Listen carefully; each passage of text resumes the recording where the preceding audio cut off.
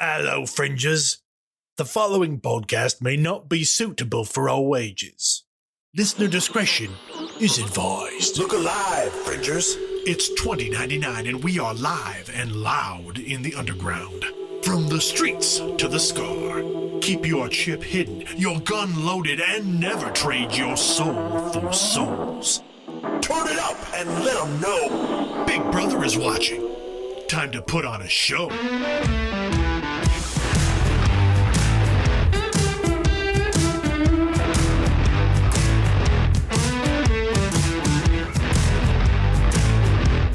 Hello, fringers. Howdy, plastics and burn books. Welcome to episode 20 of Neon Trails, an Identico actual play. I am your game runner, the Caleb G. We mix things up. We're here on a Thursday.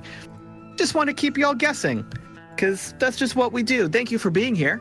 We are ready to have a great show, and the end of season 1 is in sight.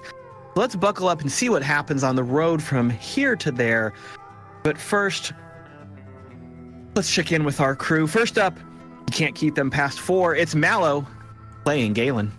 Hello, everyone. Thank you for joining us on a different night, but everybody has showed up in chat. I appreciate you so much.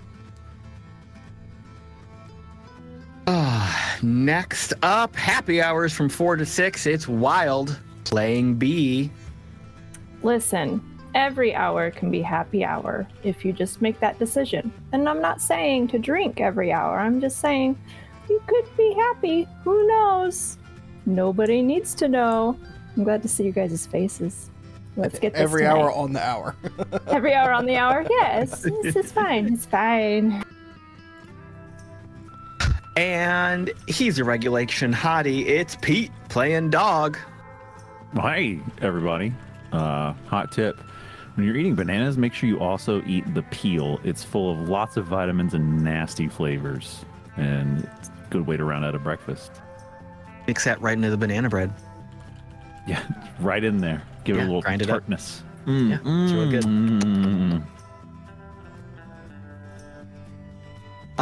Get in, loser. We're going shopping. It's Lauren playing Drall. Ooh, can we go shopping? Can we go get books and like coffee or tea and then maybe like a plant by accident? And he keeps trying to make fetch happen. It's Ethan playing Mox. Look, you gotta believe in something, and I have chosen to believe in fetch, and that is my choice. I don't ask you to believe it, but fetch will happen, just so you all know. If you're looking for it, it might be on the top shelf. Let's get on with our usual housekeeping. Identico is live every other Tuesday on twitch.tv/Identico with episodes of Neon Trails at 6 p.m. Pacific, 9 p.m. Eastern. You can see episode archives, how to play videos, and clips over at youtube.com/Identico. Be sure to like, subscribe, and leave us some comments. Also follow us on the socials for announcements and news. Look for us at Identico and at Humanoid Games on your social media platform of choice. While you're on the interwebs, swing over to playidentico.com to see all material content available to you regarding Identico, including the newest module, The Dark and Divine. And if you're on Twitch with us right now, hi, welcome to Thursday. We love you. Mallo, anything else to share? Nothing at this time.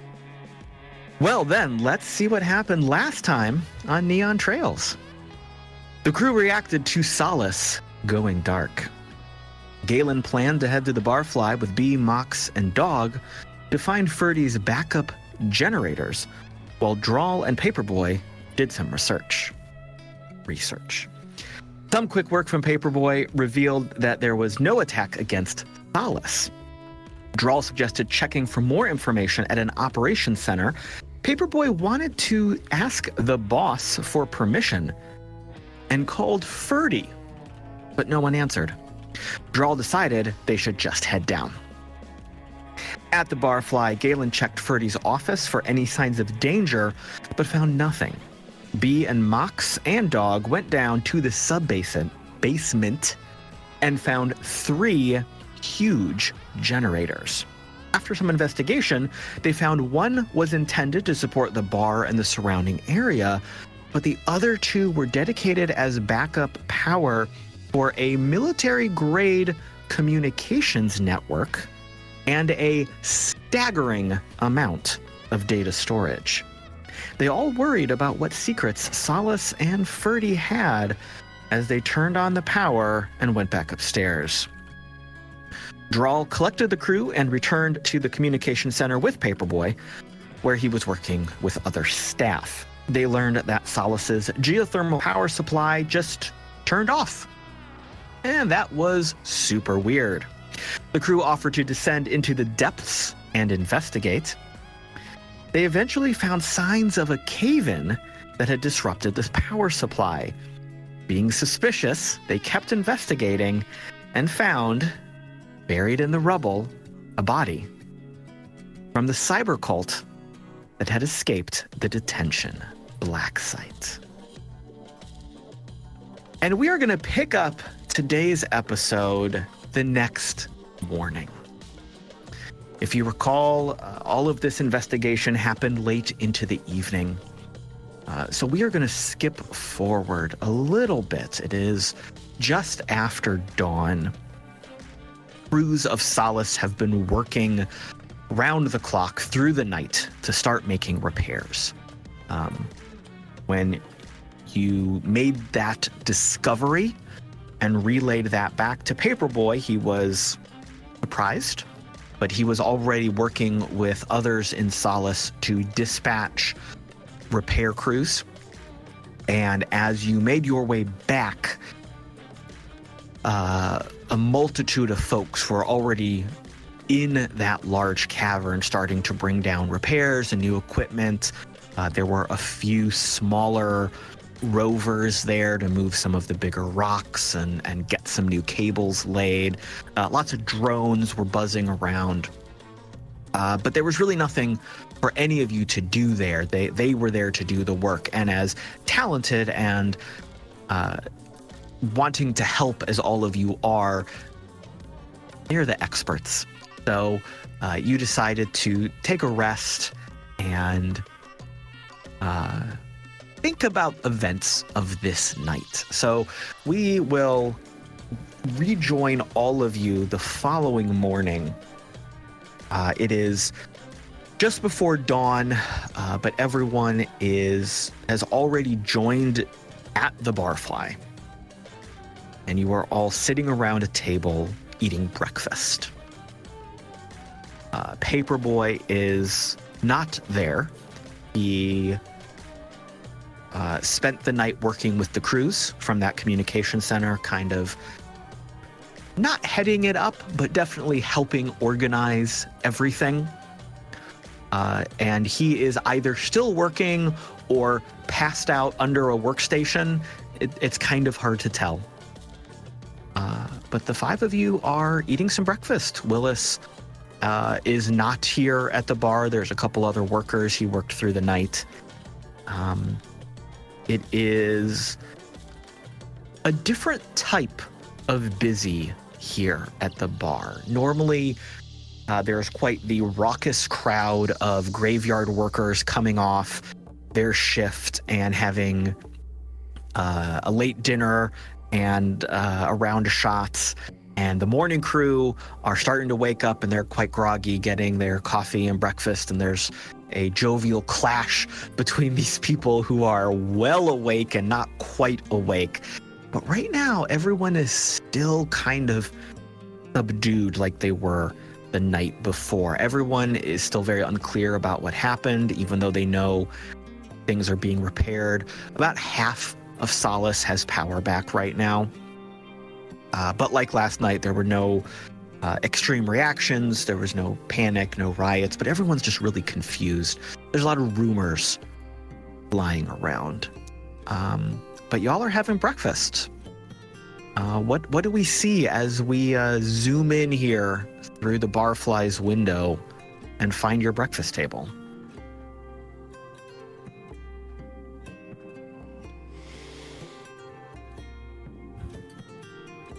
Well, I know B's going to be having a farmer's breakfast, you know, biscuits and hash browns and some fried eggs on top of that with some sausage patties and some gravy and a Bloody Mary and a cup of coffee with 2 sugars and 2 creams. Good. I approve. But it's going to be a very somber affair because B's just trying to figure out what the fuck is going on. All right.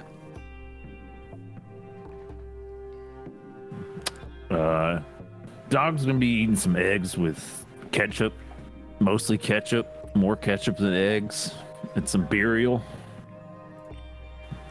For those of you unfamiliar, that's cereal with beer instead of milk. Every morning, baby. What kind of cereal? Brand. That was the question?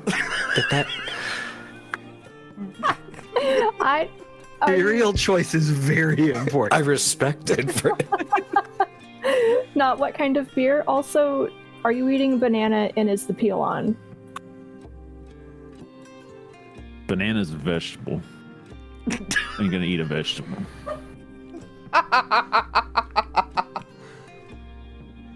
It's brand. It's Raisin Bran. Represent. Whatever brand there is. But yeah, brand burial. Gotta have that. What is it? Double brand, double wheat, double barley. Give me all the bready stuff. Yeah, we don't drop actual names on this channel until we get a brand deal. So Brand cereal with dried fruit. I remember the Beecher's cheese debacle. Debacle, more like fantastic money-making opportunity. Non-specific beer and bread that has been toasted with unnamed butter. Nothing tastes better than not getting sued. Yep. So much not like butter, we couldn't believe it.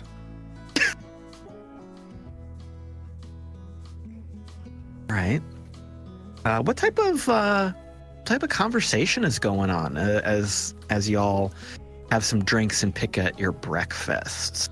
I do kind of feel like it's, you remember the post-credit scene from like the first Avengers where everybody's just kind of sitting there quietly for a minute and everybody's exhausted? Yeah. I kind of feel like it's a little bit like that right now. Like we're all kind of looking around, and while it's busy around all of us and people are cleaning up and stuff like that, we're all just kind of looking at each other like, what the fuck? Because I know that's what Galen's feeling right now, because like there's that separation between everything that happens in Solace and then everything that's happening out there. And suddenly the out there came in here, and that's a problem. Yeah. So this quiet, contemplative breakfast is happening. I do want to say that though Mox is quiet, his breakfast is coffee and cigarettes, breakfast of champions, and he is just tapping on the table the whole time.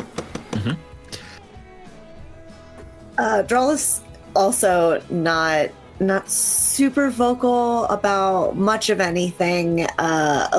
Feeling a little guilty that we didn't just like completely wipe out that whole place anyway, no big deal. We'll work on that later.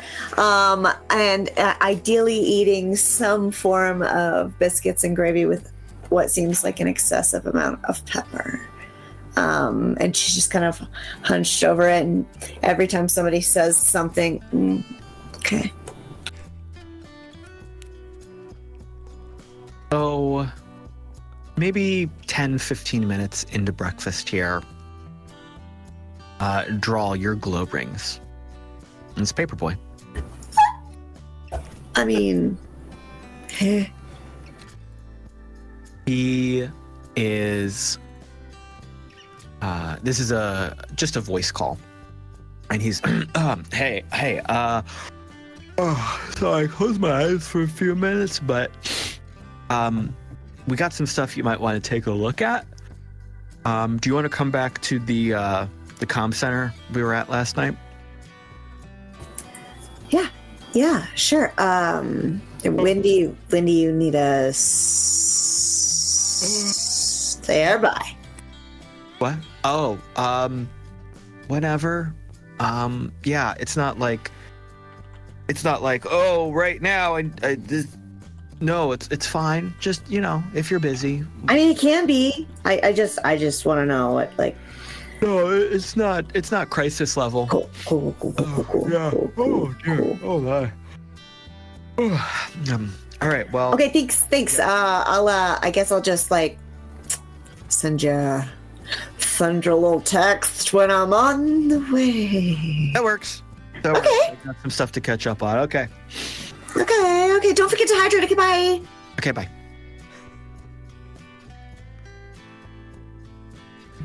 Yeah, that's how I sign off on my phone calls normally, too.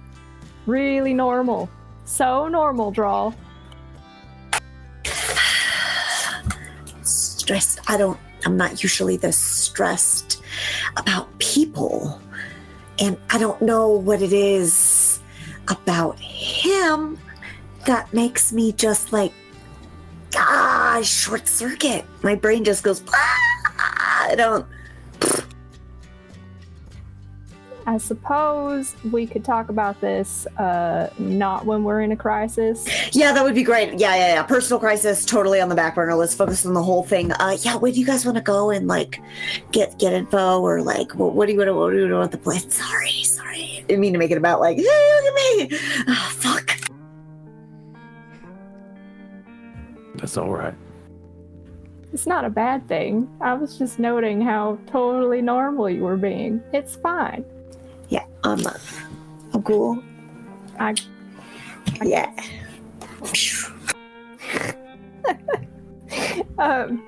I guess, does that mean, we're all swinging by wherever you're swinging by, or? I mean, like, I hope so. Oh, okay. I mean, we can be your moral support. I mean, but you don't have to if you don't want to. Like no pressure or anything like that. Like if there are more pressing things. Actually, what do you want? Like let's play in the day. Does anyone have like a white? Oh, we can just use the glow.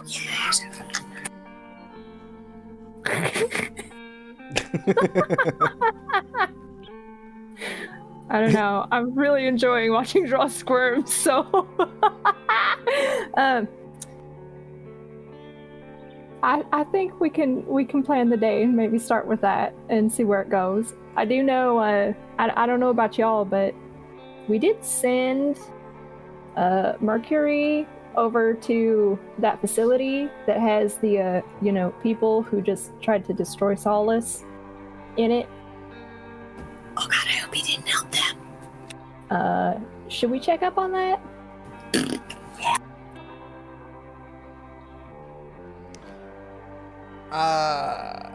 Well, here's the thing. He didn't want to go after him. They didn't want to go down the hole just like we didn't.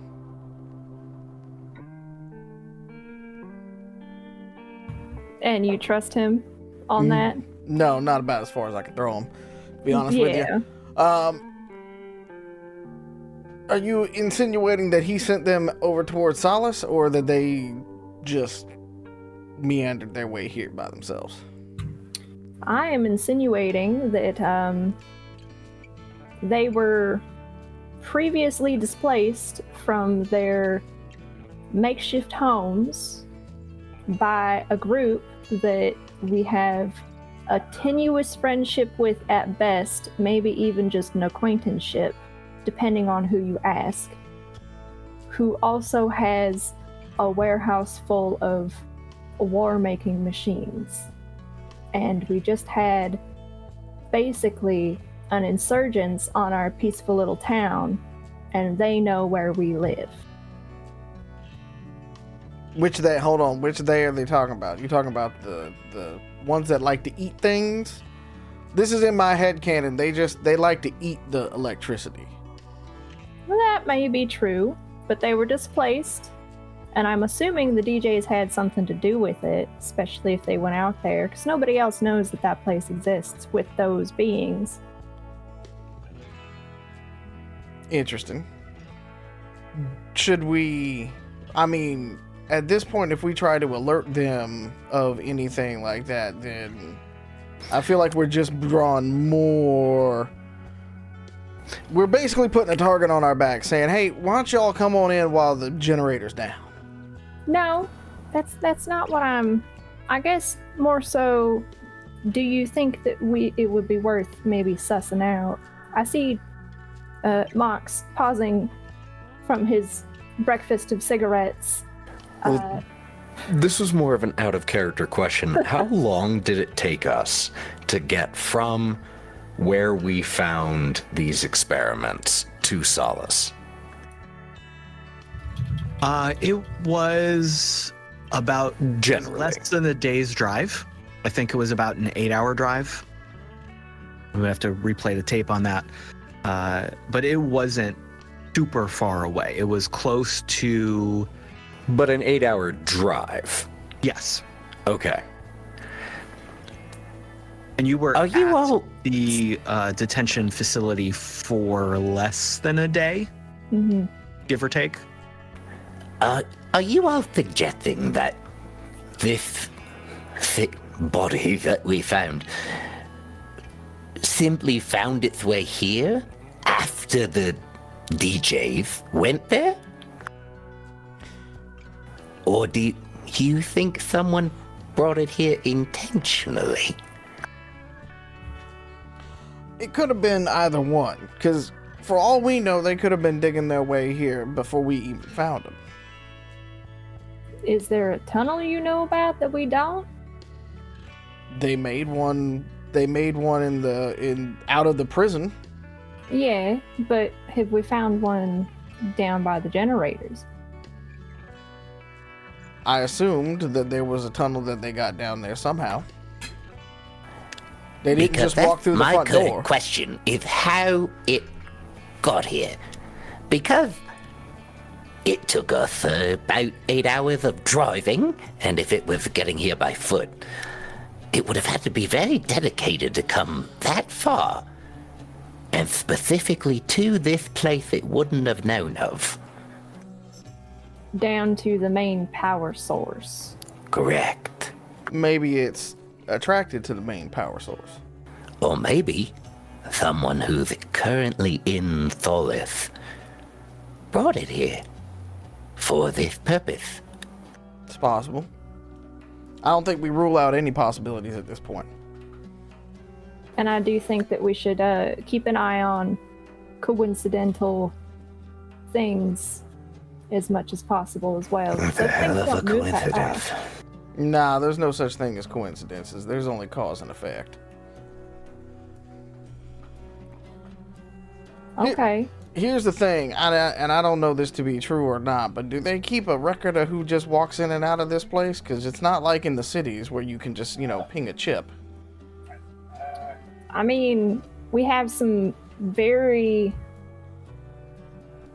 One, we have a very protective community, so the goings-on are pretty well known, known by noon, known by dinner. And as we've kind of witnessed in separate occasions, there's clearly some kind of information network here that I didn't know about. So I wouldn't put it past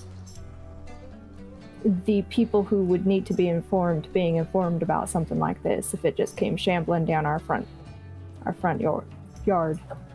Blech.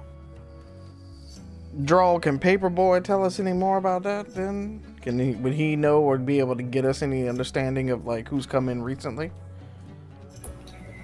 He is, I assume, currently at the whole the big brain and sorry.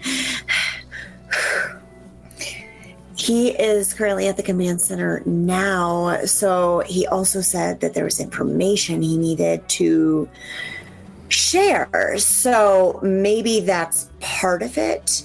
I know that we have some blueprints, but I'm not. Am I seeing any hidden tunnels? No? Yeah, probably not. Yeah, I didn't think it would be like, hey, here's your hidden tunnel. So we could go. Yeah. Well then, let's go meet your. Let's go.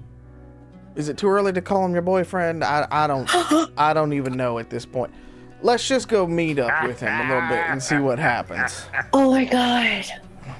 Do you think he would hate it? I think he would hate it. We didn't talk about it. I mean, there's just certain things that I think, you could probably just assume at this point. You didn't define the relationship yet. No, I can't stop sweating every time I talk to him. So it's like, it's hard to like focus on anything in the current, like, I don't know. Do you want to go? Should I message? Should I tell him? Just tell him we're on our way. Okay.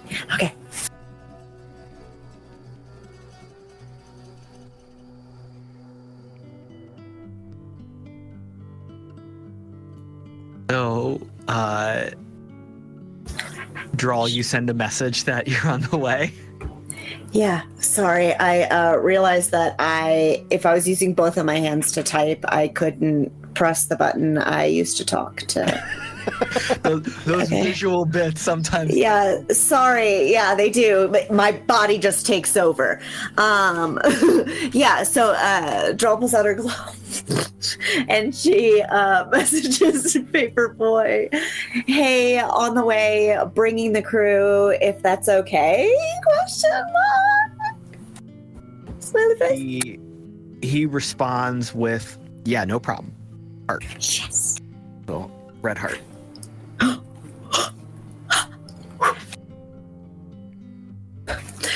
Cool. See you soon. Double heart. Things Yeah, might but be what getting color? serious. All right. So you all head directly there. And he stops on the way. On the way there, could I just tug at Dog's shoulder to make you fall behind the rest of the group just a little bit? Just slow down? Yes, darling. Could you possibly remind me of something? Because right now I can't seem to remember. Why do we trust this Paperboy so much? We've told him everything. That's a good question. Well, we trust Drall, and he wants to touch Draw's wiener, and she wants to touch his wiener.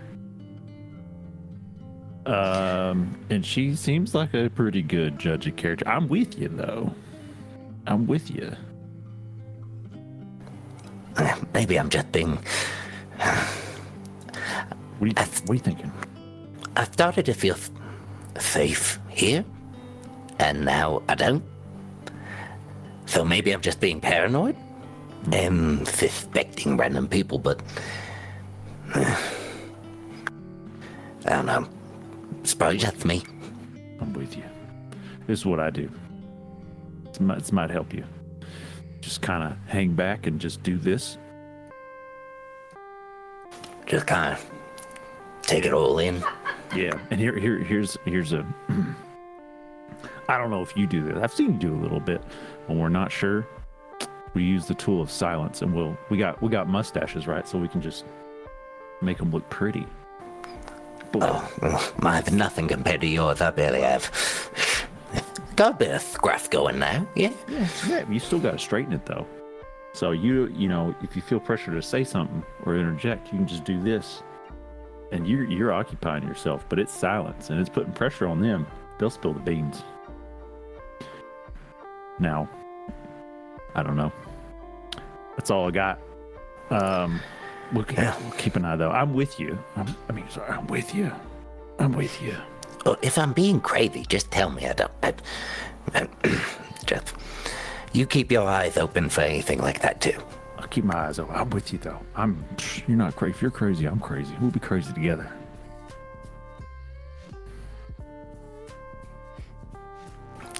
Catch up to the group. So you follow the path through the back alleys and hidden doors into the heart and depths of Solace. And you once again find yourselves in this communications operations center. Last time you were there, it was middle of the night in the midst of a crisis, and there was maybe a dozen to 20 people there working. Now we are in full operational mode. So there's 30, 35 people running around. They're all at different workstations. This place is hopping. Most of these people are plugged into their systems with various types of tech heads, cyber gear. You see drones buzzing around everywhere. All of the screens are lit up, whether they are physical screens or virtual screens or displayed AR. This place is like a neon pulsing nightclub that's doing business. Everybody is just working and humming along. You make your way through, and Paperboy is up on one of the upper levels, and he sees you and waves at you as you enter the building or enter the room. And a few people look up and see what you're doing, but no one stops you. No one checks on you. You're known individuals, and it's that situation. If you're here, you're probably supposed to be here, because how would you know about it if you're not supposed to be here, kind of thing. So you can make your way up a wide set of that kind of metal catwalk stairs. There's a couple little drones bopping along up and down, and Paperboy is at a terminal, and he stands up and stretches. Hey, Drall. Hey, everybody. Thanks for coming up. And he big yawn again, big stretch. He's tired. He's very tired. Work most of the night? Oh, yeah. Oh, yeah. Oh, wow. I'm sorry. That's really rude. Yeah. We had a bunch of crews. We had a bunch of crews down in the power center repairing things. And then we're just trying to repatch and reroute and get around some of the stuff that had been severed. So we were all kind of taking shifts, like, we'd catch 20 minutes of sleep here and there, and then try to cover for somebody else. But yeah, it's been crazy. Oh, there we go again. God, I'm so sorry. Oh, it's so rude. No, it's totally fine and understandable, because I'm sure the city really appreciates all that you and your team are doing. So, I mean, yawn away. Oh, yeah. But yeah, is everyone okay? Is everyone, no troubles during the night? No, we're all good? Go team? Go team. But, cool. So, I wanted to show you something. Probably weird. Seems weird. And, I figured, you deserve to know. Let's go over this way. And he motions. And he takes you to just a conference room. Like just a nice, quiet conference room right off of this operations center. You see, as you enter the room, there is a big table, long, not like a fancy executive table, but not like a card table, right? Somewhere in the middle. A big, long table that dominates the center of the room. There are a handful of chairs 8, 10 chairs around it, a couple more pushed back into the corner. Think like IKEA office wheelie chairs. Not super fancy, but not gross. There's a couple little desks off to the side that are covered in paper. The lights are low. And the room has a bit of a chill to it as you enter. Two things catch your eyes. One, there is something on the table under a cloth, a big something, and there is someone else in this room sitting at one of these chairs, working at one of these small kind of corner desks where some papers are, and this individual has their back to you and the chair is turned away. Paperboy kind of held the door open and ushered all of you in, so he is walking into the room behind the rest of the group right now.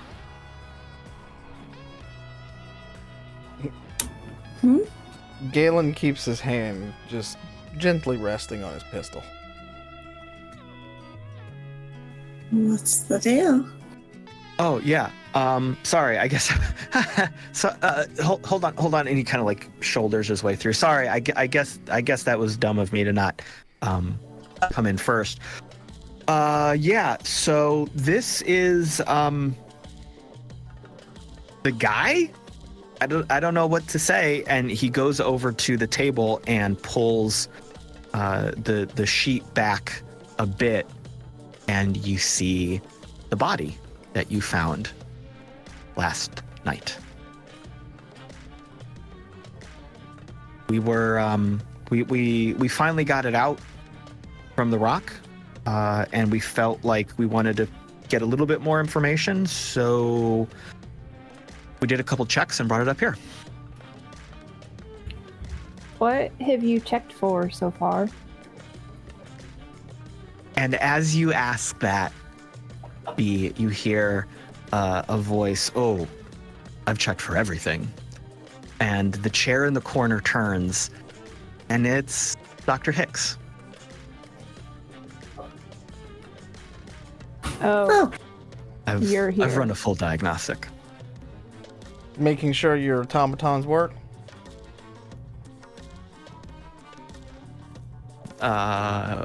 While I may have been involved with their origin, their current evolutionary state is not part of my purview or work. So Bastion's made him into Prime Sentinels, is what you're saying. It's okay if you didn't watch that episode. It's fine, but it's like the that greatest piece of feels like cinema back a- in the day. Pop culture reference, those things are beneath me. Yeah, get cultured. I am How about very you cultured. analyze these nuts? That seems inappropriate.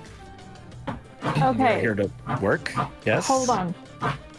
So you said all systems are operational. That's fine. I actually asked you what you were checking for.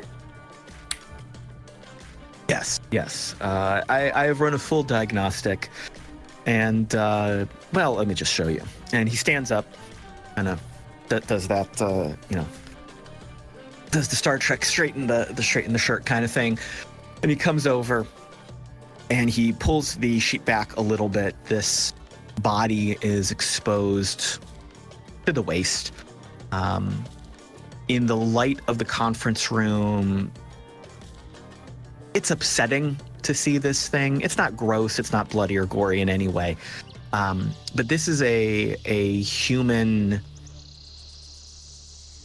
in like a stretch of the sense, because so much of this figure has been replaced by technology and cyber parts, and it's clearly a mismatch. It's clearly layer upon layer.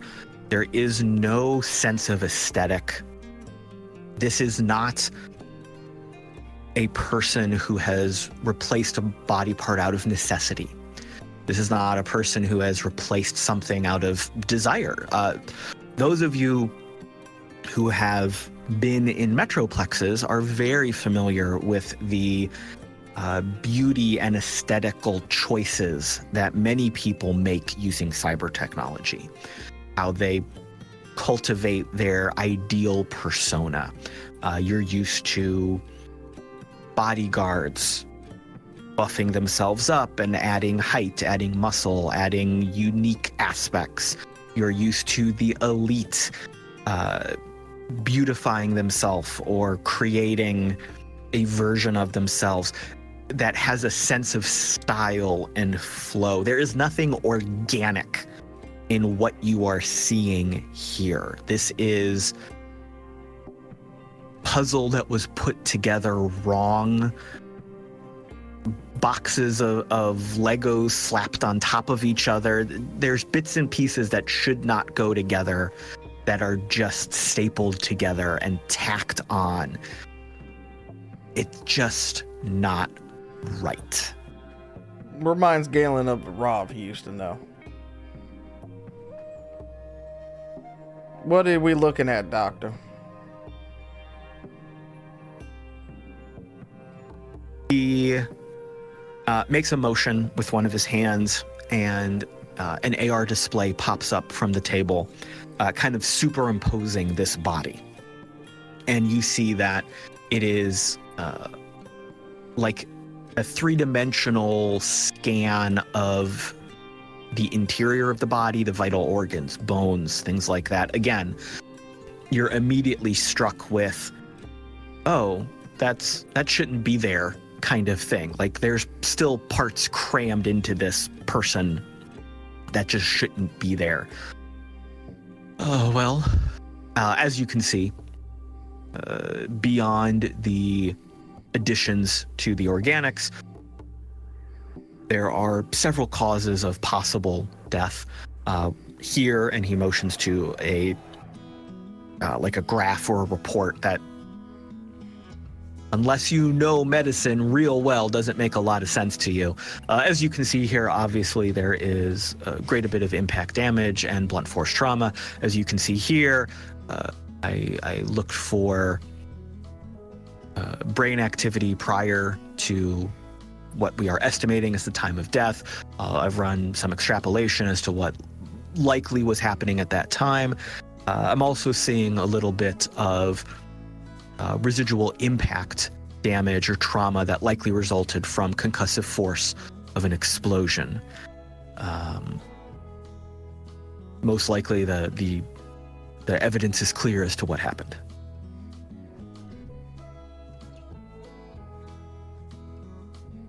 And he just looks at all of you.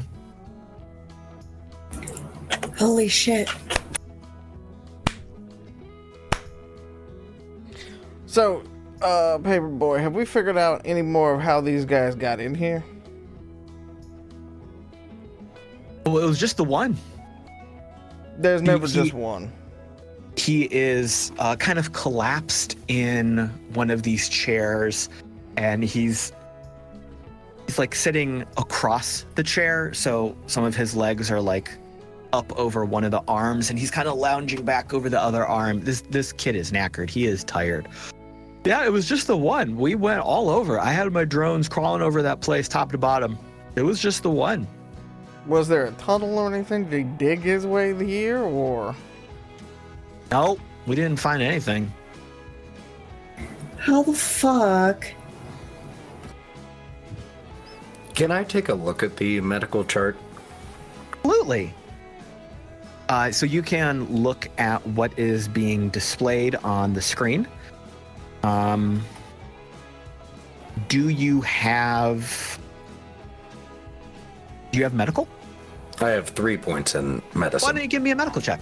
13. Oh, wonderful. So what is displayed on the information, displayed here for you, is, it's not nonsense, but it's not like your bread and butter. Your medical knowledge is first aid, is, okay, I know how to fix body parts when they stop working. But you're not ignorant of medical technology. You're not ignorant of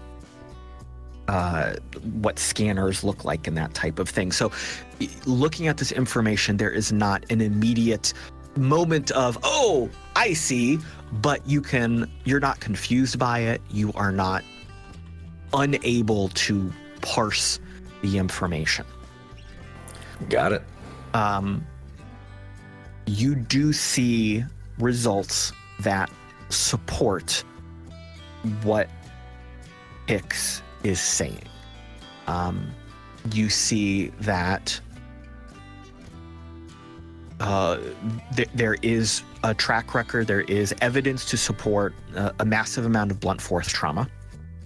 You see that many of the internal organs that are left, that are remaining, because there's not many, they do indicate signs of that concussive force of like surviving or not surviving a massive explosion, like being too close in the blast radius.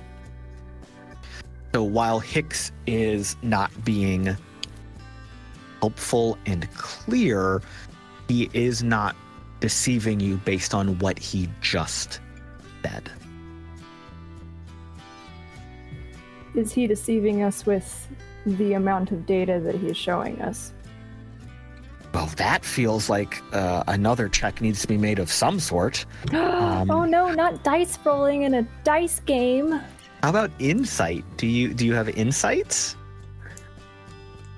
Well, let me see. We could do an insight check here. We could do an investigation check. I mean, I have a 4 or a +4 in insight, so why don't you give me that roll? let's roll, baby. All right, I got a 16. Posers, nice. All right, so B has a strong dislike for Hicks. Oh, We've fuck yeah. established that. My blood's boiling over here. I don't think we needed a roll for that one. B is just immediately suspicious of Hicks. So she is, well, let me ask it this way. Is B doing anything obvious about what she is looking at, or is she just trying to like feel it out if there's something hidden? Is she trying to look at the information to find like a hidden file? Like, what's the approach here? You know, I would assume we've been traveling around Solace now, doing all of this. We probably have our drones. We have Argos and Umbra. Umbra is fairly capable with many things, and I don't know if it would be possible to maybe, you know, do some R2-D2 hacking or something with Umbra. I know I'm not a hacker, so I don't expect that to be like a full-on yes, but maybe like nick some of the information or copy some of the information somehow so that we could look at it later without catching the condescension that is ever present with Hicks. Yes. So I think what you are able to do here, as Hicks is sharing his findings, you are able to have Umbra do a quick visual scan of what is being displayed, so that you can have not like a true copy of the file, because you would have to, you know, plug in and grab that, but you are acquiring a copy of this information to the extent that you can do so without being obvious for later review. Okay. And B is going to do that as discreetly as possible. Yeah, and with that check that you just made, you notice that the information is being clearly displayed. but you are not sure if all of the information is being displayed. Okay.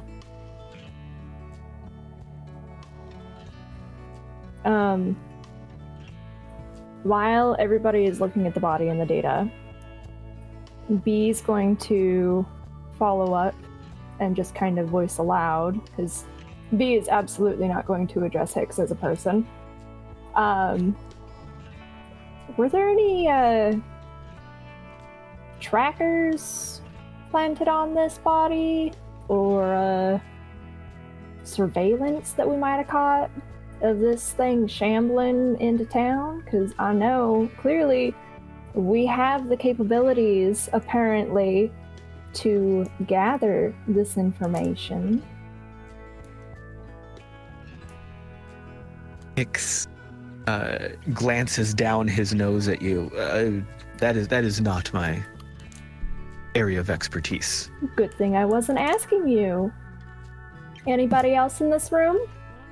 I don't know, somebody that happens to run an operations center that's on the other side of this wall. Paperboy had dozed off in the chair, and he like jolts awake, and the chair almost falls over. Huh? What? You talking to me? What? Yes. Hi, PB. I know you're tired. I'm sorry. What? Question. What? Yes. I was somewhere else for a minute. You were sleeping. Mm-hmm. He's working really hard. What are we asking about? Oh. Does anybody have coffee or something to give this boy? Energy drink? Anything? Cigarette?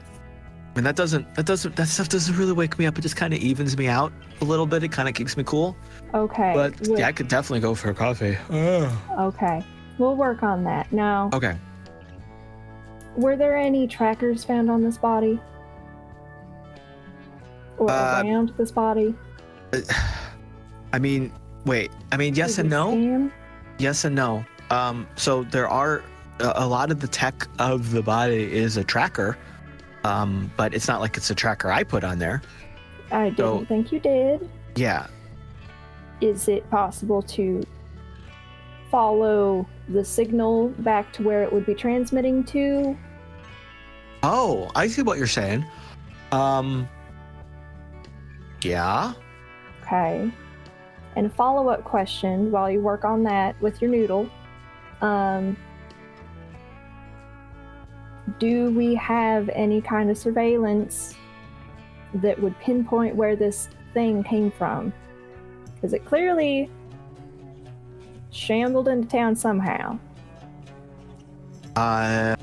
Yeah, we can. I can pull some of the surveillance cams, see if I could find anything like, facial recognition, body recognition. It'll take me a second. Hold on, you don't have a camera down where the generators are? Like, do you have visual of the incident? There are. They're not working right now. But That's convenient as hell now, isn't it? I mean, they Why? got hit by rocks. No, I meant before that, you dumb shit. God damn. I'm very tired, and that's rude. Me too, of a lot of bullshit. Okay. Hold up. I'm very uncomfortable right now, and he takes his hood and kind of pulls it over his face. Galen, I don't like this. hold up. Let's get some coffee delivered. Let's set PB up to search all this stuff. And B's gonna look at Hicks and be like, thanks for giving us the data. That's all I'm gonna give you. And turn back over to PB and go, what's your order? And how long do you think this is gonna take? How long is coffee gonna take? I mean, it depends on where we get it from. There's a couple. We'll How get you the good long? Turkish shit from down in the bazaar. Yeah, we can. How long do you think that pulling the surveillance and figuring out where the tracker signal goes to will take? Finding the tracker signal is gonna be harder because of the levels of encryption that are on this thing, and trying to trace it through, I'm assuming, the rest of the big wide world out there. Pulling any kind of surveillance cam stuff is going to be pretty fast. All of our systems are Swiss cheese right now, with the power being out and a lot of stuff being rerouted to fix other problems. So I can't pull all of my normal resources. So like not instant, but not tomorrow. Okay. I may be able to help with the energy resources. We as a team will have to talk about that.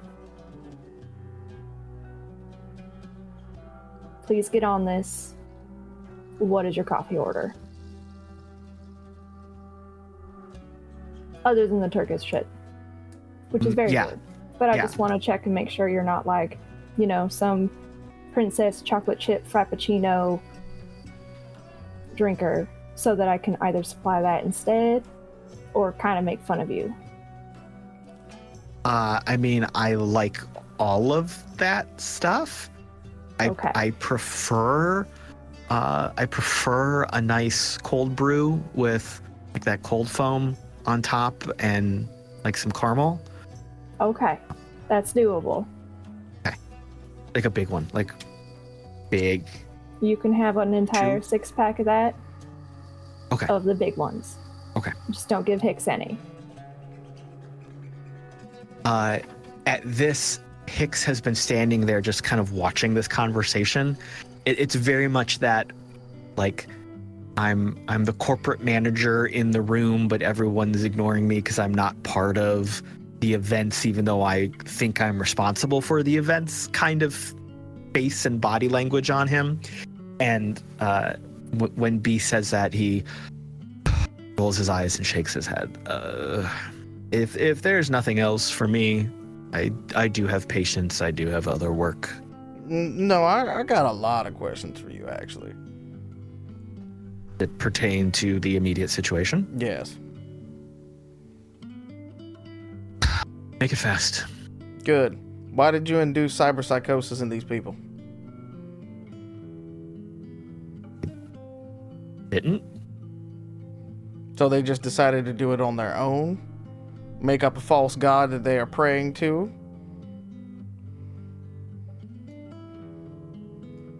He looks at you again, that very cold, superior manager type of look. Oh, Galen's looking right back at him then. Can you give me an insight check, please?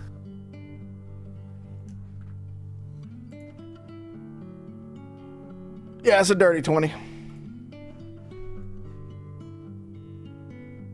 He doesn't know what you're referring to, but he's not showing that, but you caught it. My level of interaction with these individuals stopped many years ago, as you well know. Anything that happened between then and now is not my responsibility. In a way, though, you gave birth to them. So what were their motives? What could have caused any of their motives? These were criminals that were sent to a black site, but in terms of other things, we both know that not every criminal sent to a black site was necessarily a murderer. I feel like this might be getting off topic. My work was done on these individuals for my own ends, my own experimentation. What happened to them after my work was discontinued, I cannot say. The individuals themselves, when they were brought to me, that was the responsibility of detention. I was not involved in those selections, so you would have to submit that inquiry to them. Why were you experimenting on them? I believe the last time we met, I indicated that was proprietary, and I do not believe we have changed that level of sharing. I'm standing between you and a door, and I'm the one with a gun. So proprietary, my motherfucking ass, you gonna tell me? I would love an intimidation check right now.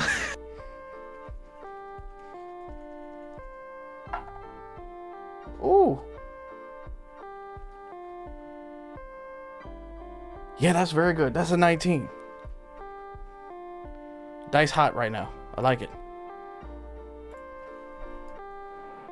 Hicks stares you down, returning your animosity with a cool frustration in his face.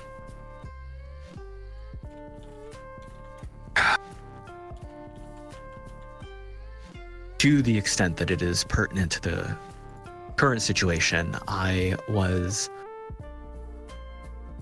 experimenting on the limits of how much a human body could accept of cyber augmentation before breakdown occurred. Before cyber psychosis takes in, yes.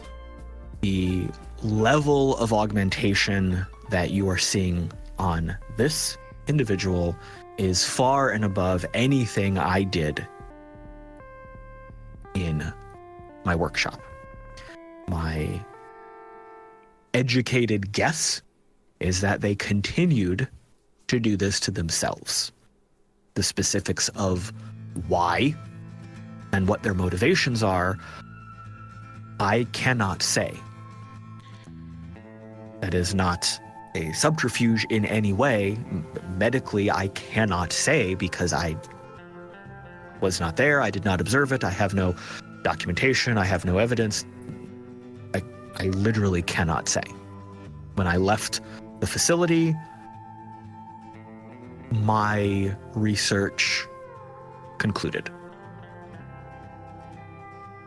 So I'm gonna give you a little bit of homework then, and then you're free to go. Man of my word. Smirks a little bit. Well used to homework from my time in medical school. Good. Because I want you to be thinking very, very, very hard about what you set these people upon doing. And what their motivations could be now. Because whatever it is, they've come looking for something here. And I hope to God they don't find it. So any help you can do in stopping these should clear your name.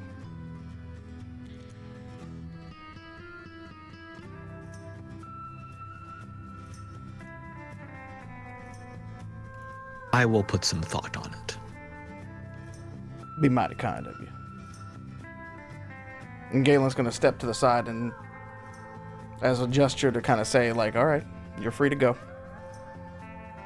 He sweeps out of the room and does not look back at all.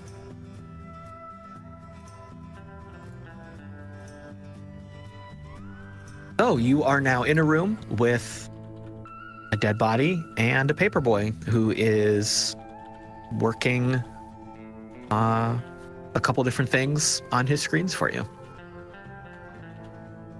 What next? As he's working, Drall is gonna throw her hood up and put her hands in her pockets and come over and lean down while he's working. Hey, I'm really sorry about.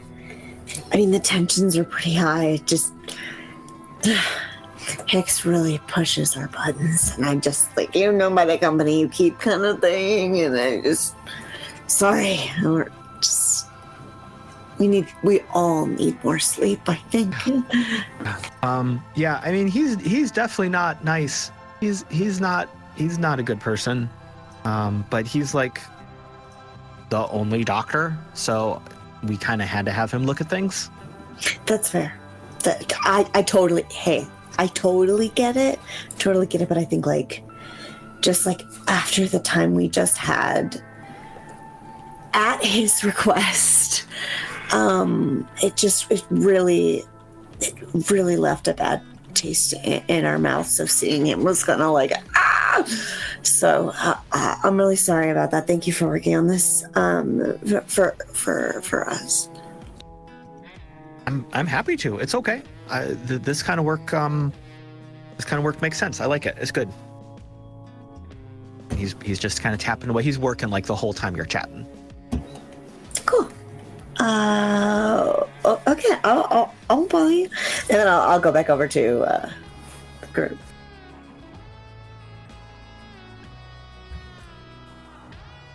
Galen is gonna tug on B's coveralls. I don't even know what B's wearing today. Coveralls or whatever she's wearing with the jacket or anything like that. Kind of signal for her to follow along. Coveralls. It is coveralls? Coveralls. Okay. Yeah, they have dinosaurs on them. Nice. Yeah. Anybody else need coffee while we're out? PB, I got you, brother. On the house. Thank you, Galen. Yeah. Black One for me, please. Okay. Gonna get them all around. Drall, I'll get you something. We'll be back in just a few. And we're gonna go tail the doctor. All right. I love when we split the party. It's so fun. Let's say in the conference room for a moment, Galen and B, you head out.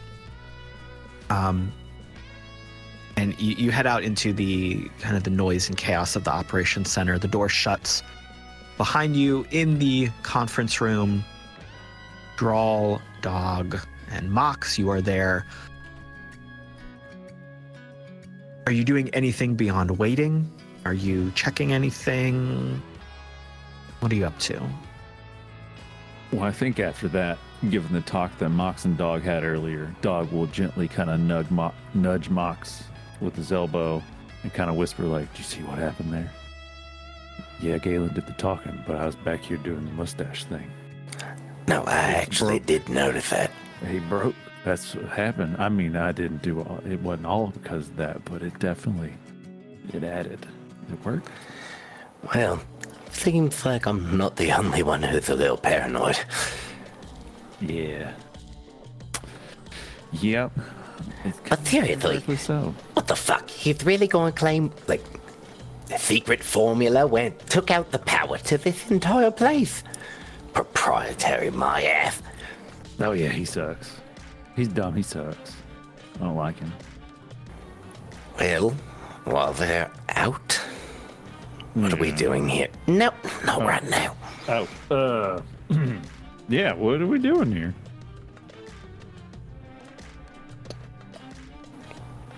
You got Drall? You want to? I mean, we can go. I don't know how long it's gonna be. I assume it's gonna take a while. I don't want to put any pressure, so yeah, we can just like we just out the door if you wanna go do other shit. I'm gonna stop talking. Maybe we could go see if we could see anything about those cameras. That was such a bullshit. When did the rocks come down? Are you asking me? Yes. Oh, sorry. It's so many people talk around me. Sometimes I don't know when they're talking to me. I'm sorry. And it didn't help that Mox wasn't even making eye contact with him while doing so. So I have kind of a timeline. It's weird. Here, hold on. And Paperboy, like flips one of his holographic AR screens from his little display up to the wall. And he stands up and he kind of goes over to it. All right, so this was yesterday. We know that power cut off here. And you see like a little boop, a little dot pop up on his timeline. For the generators to wind down, though, the power must have actually been interrupted like 23 minutes earlier, and a little boop pops up. So something happened here, and he's like circling this part of the timeline with his hands, but I don't know exactly what or when. And that's weird because, and then he makes another little gesture and a couple other little sub-screens pop up showing the security cameras, the sensors, the recording and tracking equipment that's all related to all of this. And it's like kind of like a status screen, like almost like breakers, and all the breaker switches are flipped to off, but it's all digital, of course. It's just like a display. He's like, everything turned off, and that shouldn't happen. So something interrupted all of this. And based on the level of security we've built, based on the redundancies, I don't know how that happened. So the timeline is like something interrupted everything, which is pretty impossible. The power got interrupted, and then everything went out up here. And then there's the rest of the night, where we're all running around like crazy trying to fix everything. So I can't really answer when to the second, because it shouldn't have happened, and I don't know how.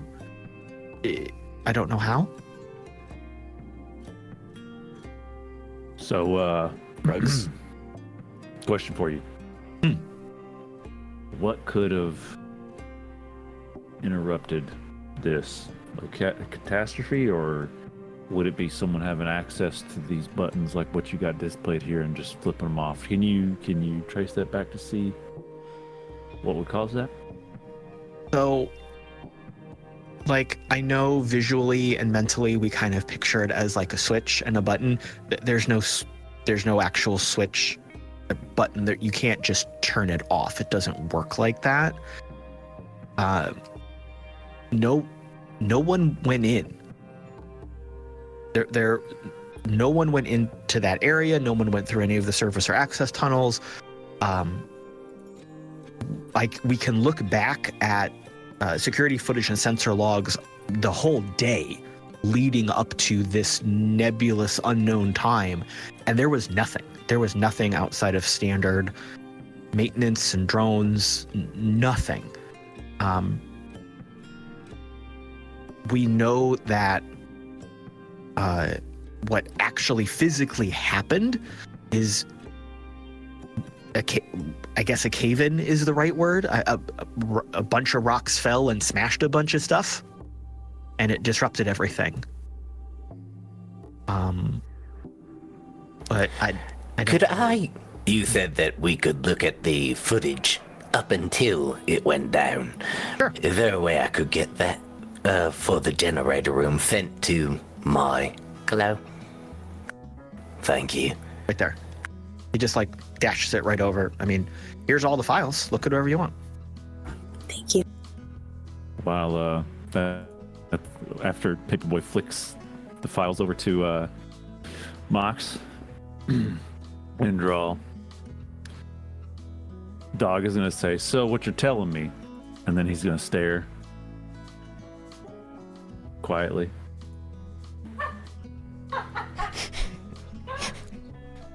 Boy looks at you and kind of tilts his head over. Mm-hmm. So what you're telling me?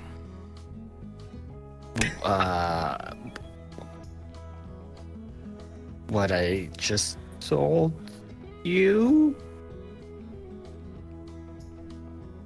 Mm-hmm.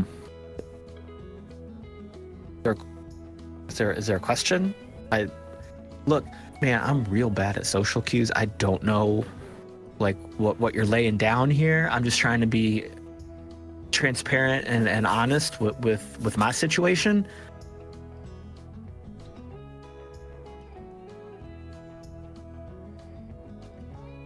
All right. Okay. And is there something? During this, could Mox have scrolled to the very end of that footage, which, according to what I've understood, should show the rocks just kind of start to come down and then cut out if that's when the camera went down? No, we're gonna come back to that. We're gonna switch over to Galen and B real fast. That's called the game runner has to figure out how to answer that question. So Galen and B, what are you doing? So you exited the room. You went back into the noise of the operations center. Galen, this is familiar to you. This is like the nerve center in a metroplex, like any corporate kind of gig you used to have. B, this is different, but you see Hicks leaving. He was like speed walking. Then this is a tall dude, like he's a big guy, but he was clearly like hustling out of here.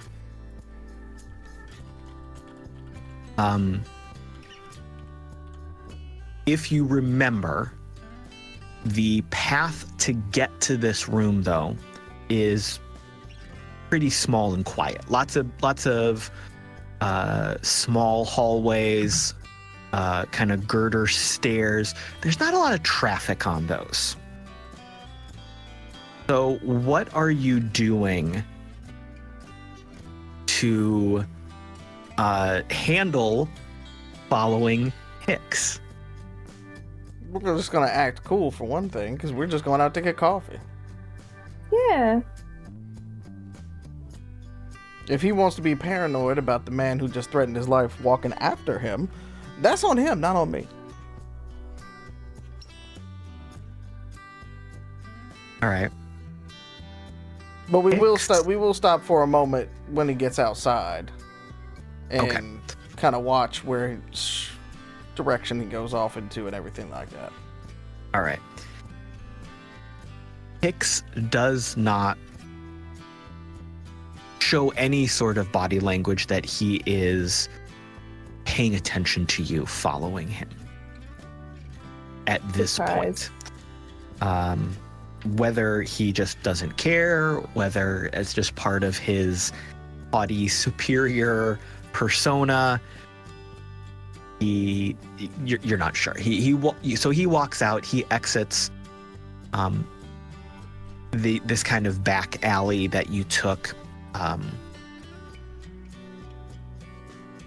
The doorway that he exits that you have been using, it's kind of in between some vendor stalls, not on the floor of the canyon, that kind of main merchant drag of Solace. It's one of the upper levels, but it's not too far off the ground. So it kind of dumps out between a couple shops, and he walks with purpose and intent. He doesn't pause to look around. He walks out, he hangs a left, and he's gone.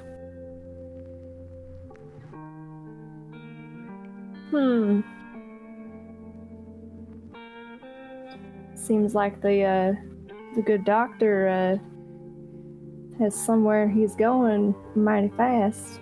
Oh, I scared the shit out of him. Let's see where the rat runs to. And we're gonna start tracking him through the city. Hell yeah. Let me know when you need me to roll tracking. Here's what we're gonna do.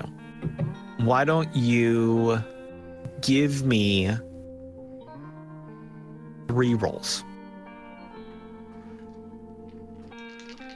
Just with what am I rolling? Let me know.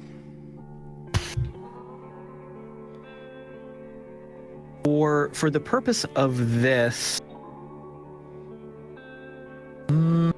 let's go with a survival check. Cool. Survival tends to be this type of thing. Mm-hmm. Well, and I am a tracking expert, so. You are a tracking expert. Oh, these are god tier rolls tonight.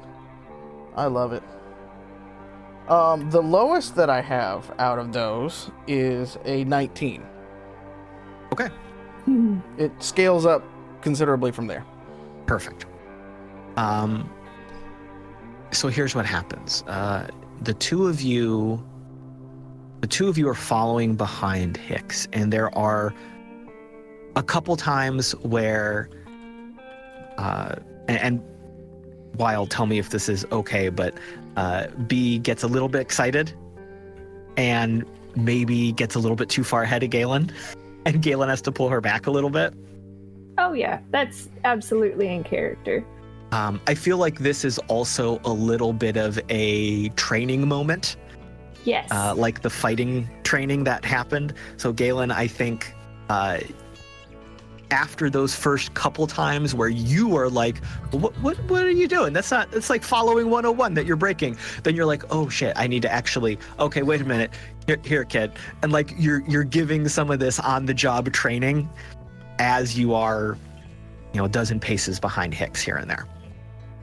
So that is sprinkled in. There are 3 times where Hicks enters a crowd, and for anyone else, they probably would have lost him in the crowd. He is cutting through. It doesn't look like he's doing it intentionally, Galen. You are a skilled tracker. You have done this professionally for a long time. Your gut is not telling you that he is trying to shake a tail. This is just where he's going. But there are still times where anyone else probably would have lost him in a crowd. He takes a shortcut through like the back end of a restaurant, and he kind of cuts through there. He goes between one shop to another that are kind of connected in the back, like at amusement parks. And it seems, again, gut instinct, it really seems like this is just the way he takes to go places because he doesn't care about people. Like, he's not knocking people aside in the crowd, but he's clearly invading some non-public spaces because it is just the most efficient route. Oh, that sums him up really well. This all takes 15 minutes. This is not a long extended sequence here, but still 15 minutes walking up and down the stairs, trotting through Solace. You've covered a lot of ground. You realize within the last 5 minutes or so, his path is taking him to towards the outskirts of Solace, where not the like upper level of the canyon where your vehicle is normally parked, but like the far end of Solace, away from the residential, from the merchants, from that heart, that core of the like the lifeblood of Solace, where it kind of like peters out away from the canyon, where it kind of smooths out a little bit. There's less people living there. There's less shops. Some people have like more surface level farms, some pens of animals, that kind of thing. And there's lots of vehicles parked out here. And it's pretty clear he's headed towards this area. You were at his office, and you know that his office is not this direction. So as you were following him, again, Galen, you were putting this together piece by piece.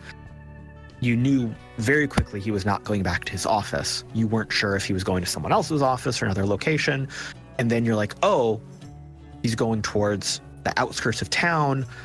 There's vehicles out there. You're trying to put together what's happening here. And you see that he is headed towards his refurbished kind of outdoor vehicle ambulance that he uses as he is going around this little territory in the wastes. Nigdy znowu. Nigdy znowu. There's a moment between when you see where he is going and you figure out, oh, that's his car. He's probably leaving. So you've got that moment there. There's, 30 seconds to a minute where you can talk about it. Are you going to stop him? Are you going to just observe what's going on? Sorry, didn't want to interrupt. It's good to have a timer. Galen, what do we do? He's gonna get away. You don't happen to have a tracker or anything like that on you, do you? He's gonna rummage in their pockets Check the top pockets, check the butt pockets, check the side pockets, check the satchel. Oh! And then pull a tracker out of their headband. Nice. How do you want to plant this? Well, we can either walk up to him and say goodbye and let him know, or we can just do the old-fashioned way and throw it. Hope that it gets in there. There's two of us. If one of us distracts him, the other one can plant it real good. Yeah, fuck it, let's do it. Your last question, do you want to plant it, or do you want to distract him? Because I know you just threatened his life.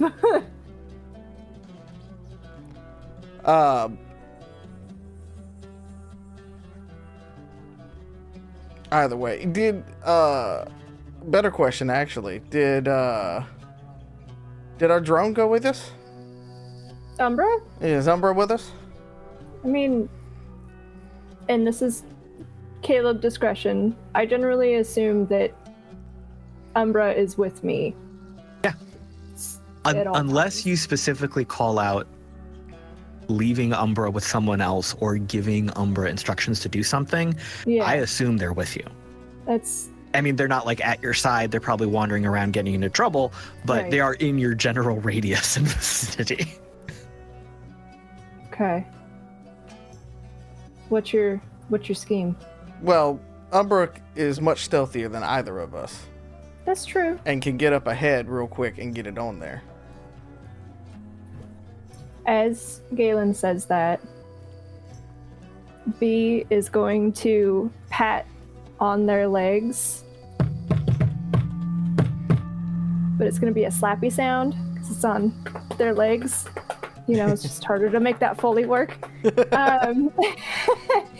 And Umbra's going to come shooting out from whatever shit they got into.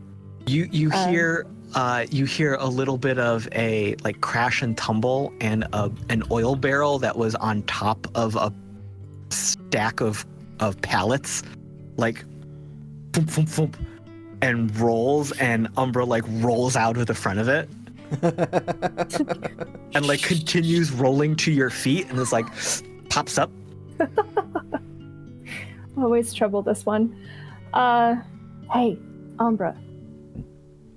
Take this and go put it on that nice person's vehicle over there. You see the one? It has the big cross on it?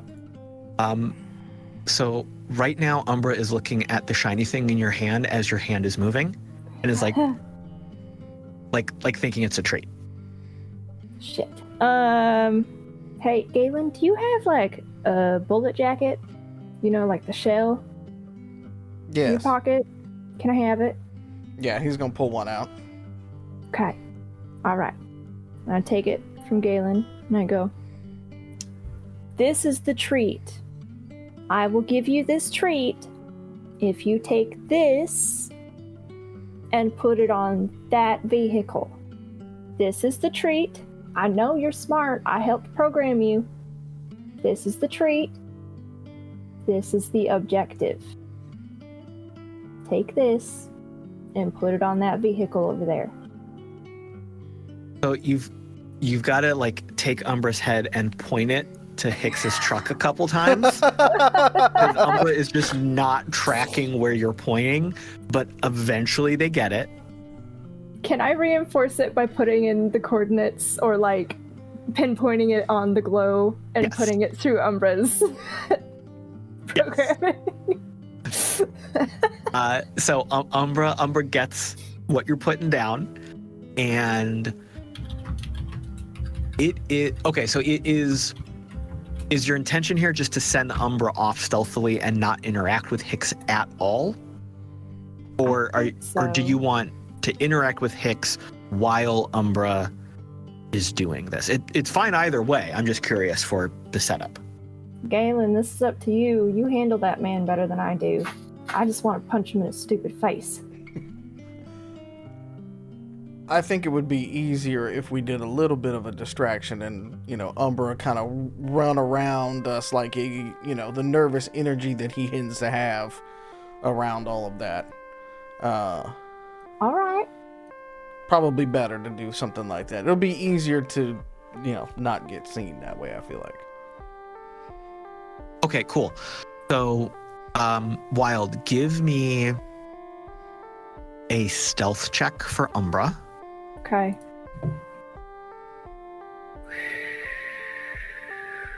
It's a damn good thing I built Umbra for stealth.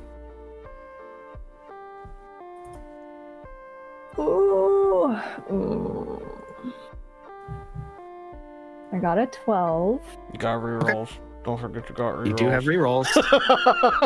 I'm gonna use a reroll. So I was just gifted one. Come on, baby. Okay. I got a 16. Cool.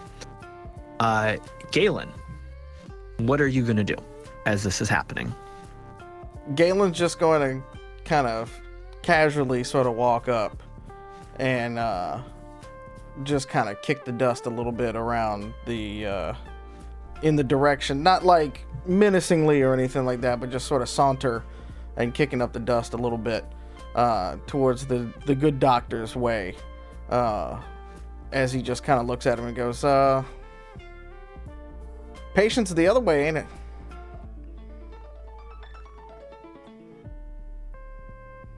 So Hicks was outside of his vehicle. Think of this like a little bit more of a streamlined ambulance-style vehicle, not like a giant box, but a little bit more like a cool SUV version of an ambulance, about the same size, though. Ambulance crossover. Ambulance crossover. And there are several equipment boxes and hatches out on the exterior that are accessible from the outside. So when you were walking up, he was working on some of those, like checking them, scanning them, checking their contents. And you catch him by surprise as you walk up. As skilled as you are seeing his body language, you see that very subtle dart that, like, you shocked him, but he immediately is trying to cover that and suppress it. He's too cool to let you know that you surprised him, kind of thing. Mm-hmm. And he looks over his shoulder at you.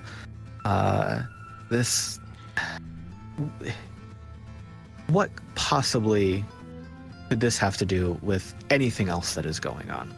I'm sure you have more important things to do than bother me. I mean, I could, but I'm just trying to make sure and drive the point home that there will be some consequences if any more of these things show up. And your assistance, as much as I don't want to ask for it, and believe me, I don't want to ask for it, but your assistance would be appreciated. Mr. Galen, yes? Yes. I've said repeatedly that my involvement with these individuals ceased when I left the facility. I understand that. I'm just saying, of all the people that are out here, you know the most about them, and are one of the smartest ones in the room. And I know you think you know that. Facts are facts. Right.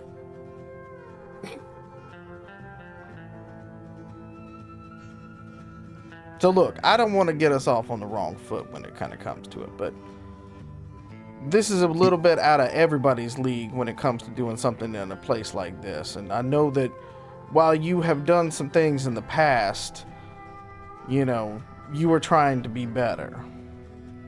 And honestly, I'm trying to do better too. So don't make me let you down now. Work with me. I appreciate your sentiment and perspective.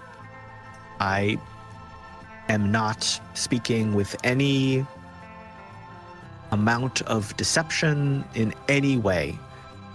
Whatever is happening with that individual that was somehow related to what happened to Solace. I honestly do not know how it happened. I do not know how that individual came to be involved. It is a remarkable coincidence that our interaction regarding that location and the work that happened there years ago occurred within a reasonable time frame of this tragedy occurring here in Solace. Understandable. But if you reconsider, y'all know where to find me now. And he'll kind of tip the hat. As I'm assuming, Umbra's doing its thing and stuff like that, and kind of running around and being chaotic and stuff like that. And he'll just kind of tip his hat, turn, and start to walk away and go, "Come on, Umbra. We got to go get coffee for everybody back at the ops room." And Hicks watches you go for a moment, sighs and shakes his head in corporate manager frustration, gets into his vehicle and drives away. B, Umbra comes back to you very excited and proud of themselves, asking for their treat. Did you do it? They're Were you nodding, a good baby? nodding. Let's check your recordings just to make sure.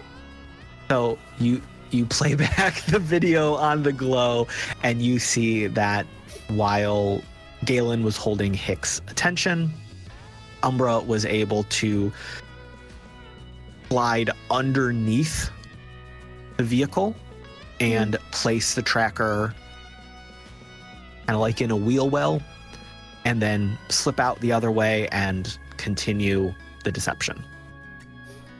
Oh, such a good baby. All right. Here's your treat and an extra treat.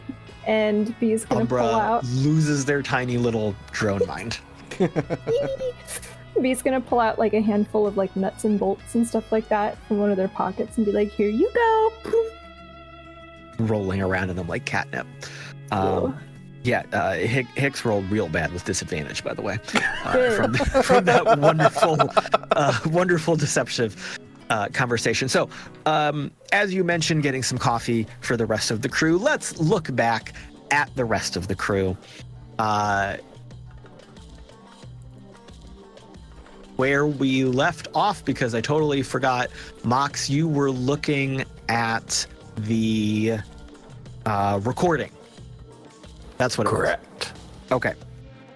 So you were reviewing the recorded information, and this is very much like security cam footage where you can just kind of scroll through and fast forward and find the time. So you can clearly see where there is just a gap of time, and scroll back before that and try to look at things. And right off the rip, you are not seeing anything sticking out. You are just seeing,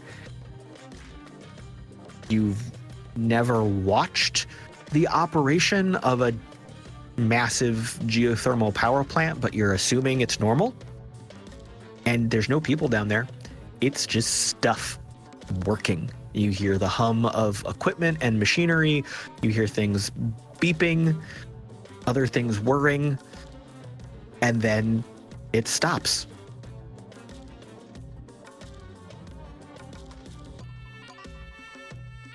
Before the rocks fall? This is where it gets weird. You scroll back and forth a couple times, and you look at different views, different cameras, different perspectives. And you kind of see almost a couple different versions. Because in one video, you don't hear rocks falling, you don't hear a big thud, but you can see an impact on the screen. And that's like right before the cameras start to have problems. In another one, the camera problems start kind of before that timeline of the other one you just found. In yet another one, you see almost like static starting to roll across the screen. And there's not static anymore. Not a thing. And the video start to like show some artifacts and glitches. And then you see what might be a little bit of an impact, and then the cameras really stop working. And you see a couple other inconsistencies here and there. But that's weird. It's super weird.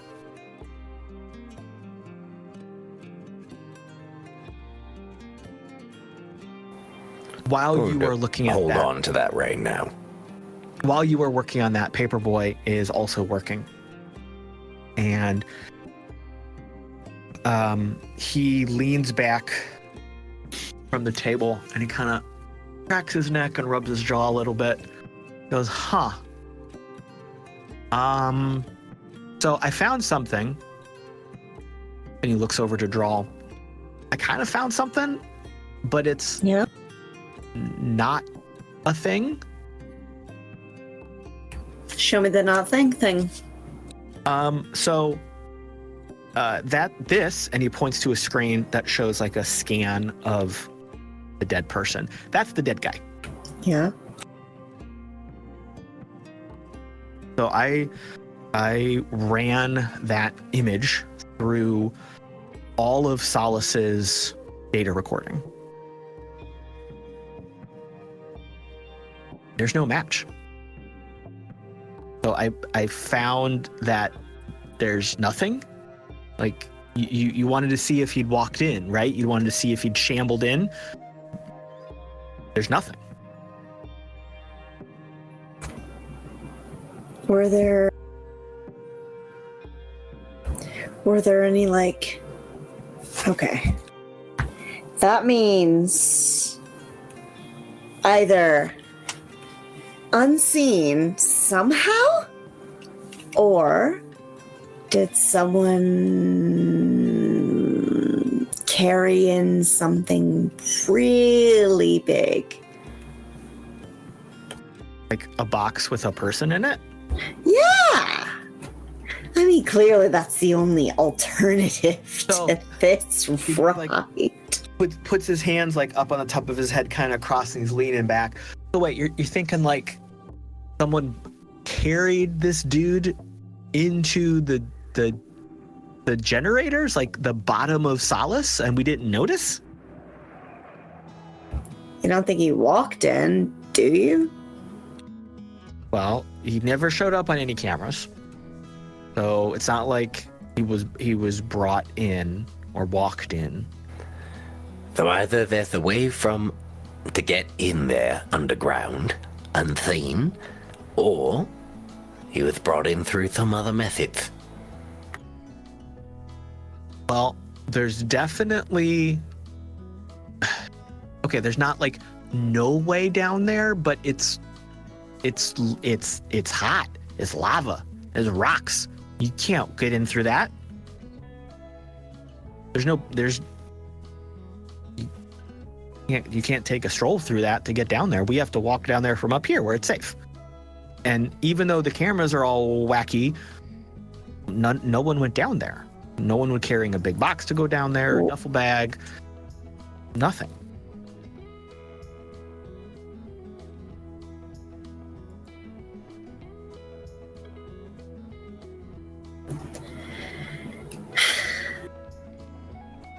So he just appeared. I mean, I've heard some stuff, but like wackadoo crazy talk about that. Yeah. Is the body still in this room? Is the body in the room? Could Mox... It's on the table. take a look at some of its augments? Oh, absolutely. Yeah. You can look at anything you want.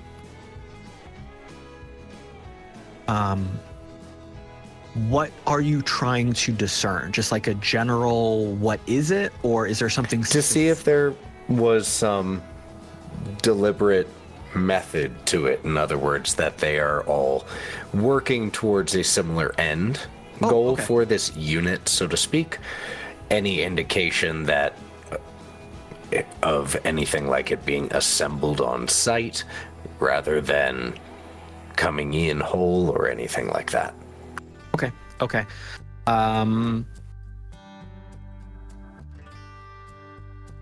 I feel like electronics could be a very good source of information for you. I hope so. 33. Flashes of Chone hacking in Chaos Incorporated. Good grief. Okay. We love you, Kaylee.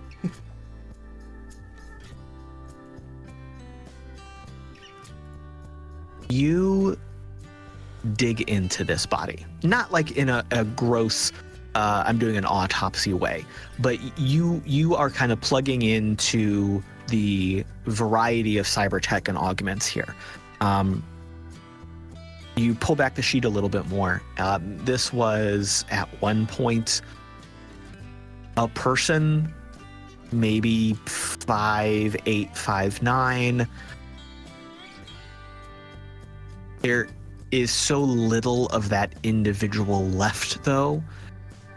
It's hard to tell anything about who they might have been, what the intent of these augments may have been. As I said before, even out here, outside of the Metroplexes, you are used to like a form and a function in cyber technology and augmentation. This is the most slapped together nonsense mismatch. You don't know how this person like moved bipedally. The way some of this stuff is stuck together, the way it's hung, the way you'd think it would be off balance. But you kind of get past that. You refocus. Okay, that's not what I'm trying to look at here. What am I trying to find? And like you have to kind of reset. You have to look. You have to dig in. You see a lot of evidence of things being forced to work together that they should not work together. So circuits have been bypassed. You see weird crossed wires. You see like different types of circuit boards slammed on top of each other and jury-rigged together, and just nonsensical paths of logic and energy flowing together.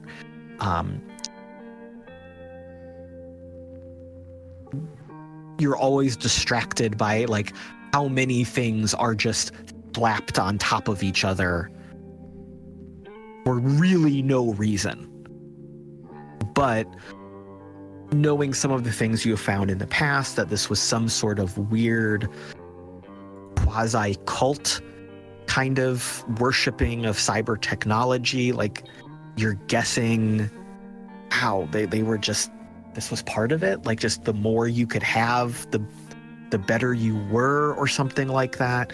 Again, you're trying to suss out more about how and why this individual was the way they were. You get to kind of the nitty-gritty. You get to some of the underlying systems.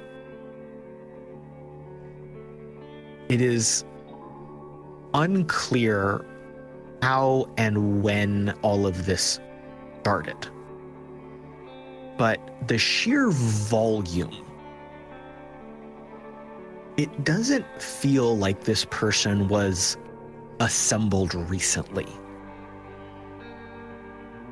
It doesn't seem like this was a newly built wacky cyber person. And then you say, oh, wait a minute, that's okay, that gives me an idea. Maybe I can find some time codes. Maybe I can look back at like some start dates of different operating systems, or I could find some like some sort of serial numbers that might track origins of parts. Like you're just kind of grasping at straws, but you're like, if this whole thing is crazy, maybe a crazy thing will help me find what's not crazy. So you're just going, and you hit a little bit of momentum. And you do start to find like some internal clocks.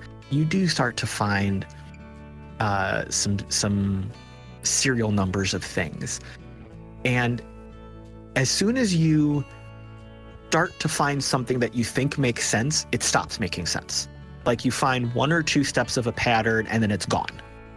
And then you find 1 or 2 or 3 steps of another. Okay, maybe this is it. Nope, gone.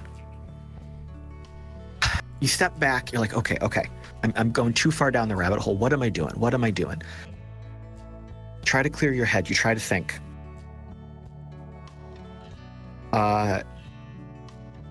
It finally hits you. It finally clicks. The lack of pattern is the pattern. All of these holes that you are noticing is actually telling you something. And you finally realize that all of this technology has been disrupted from its original state at an atomic level. Everything is wrong. Everything is out of alignment. Everything is shifted away from norm and not put together the right way.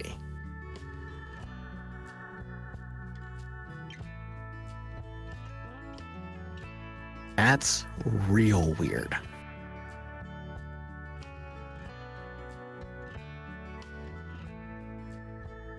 As you are also poking around, when you're kind of coming to this conclusion,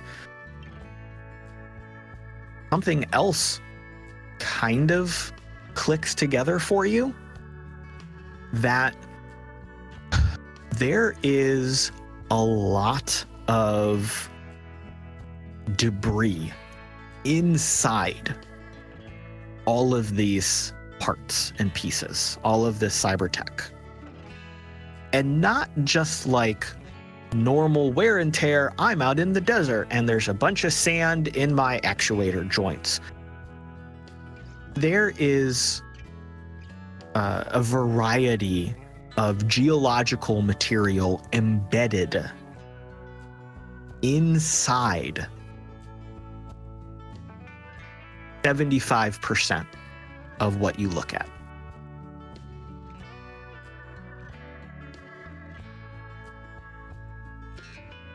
Not like it got smashed onto it by this guy getting crushed by a rock, literally inside. Well, that's interesting.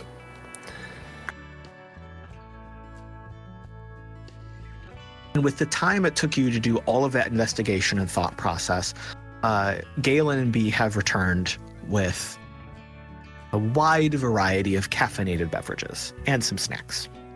B absolutely kicked that door open and loudly exclaimed, "Coffee!"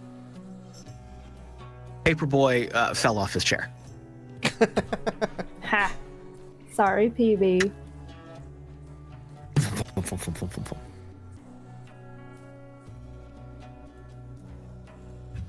What y'all finding out? With,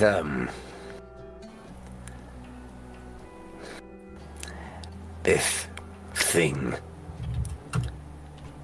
There's a lot more to it than what we were presented, I think. Like a lot. How exactly that's true, I still have to think about for a little while. Okay. So in a roundabout way, we don't know what we're looking at yet, but we're getting a lot of information that is alarming. Mox is, for the ease of the narrative, going to, in his own verbal shorthand, summarize what he learned, doing all of what you did so beautifully in a rushed 35 seconds. Hit it at me, greaser to greaser. All right. But you see that is actual. There is rock in here, not just on it, not just embedded in it, part of it.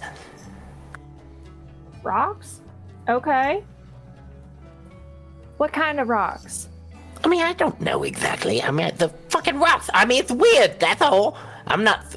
here. Okay. Bee's gonna go over and, like, poke the rock.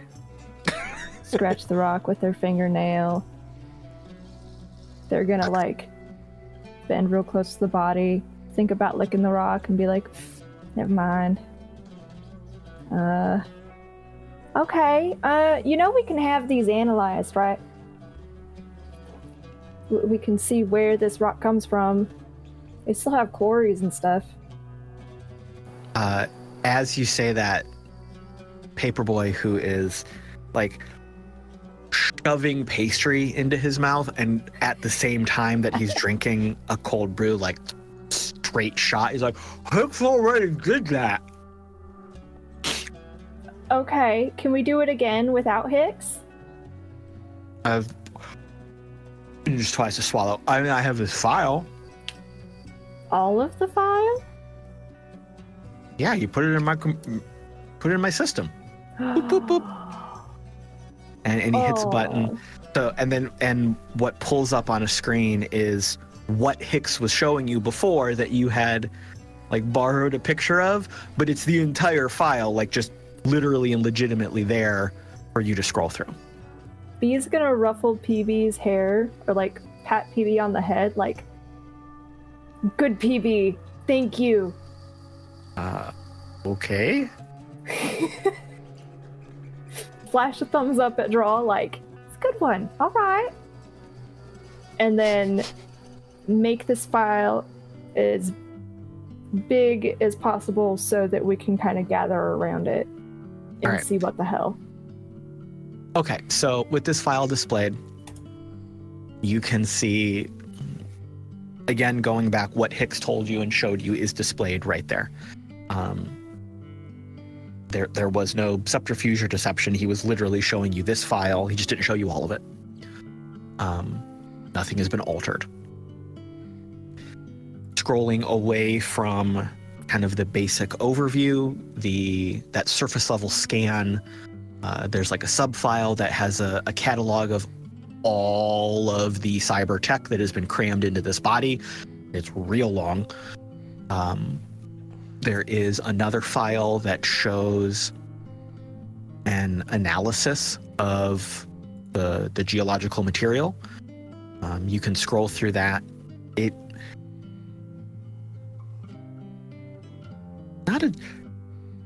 Not a geological skill to roll, but what's on that screen, it makes sense as you're reading it just with common sense. Like, it's just a list of the rock types that were found inside the body.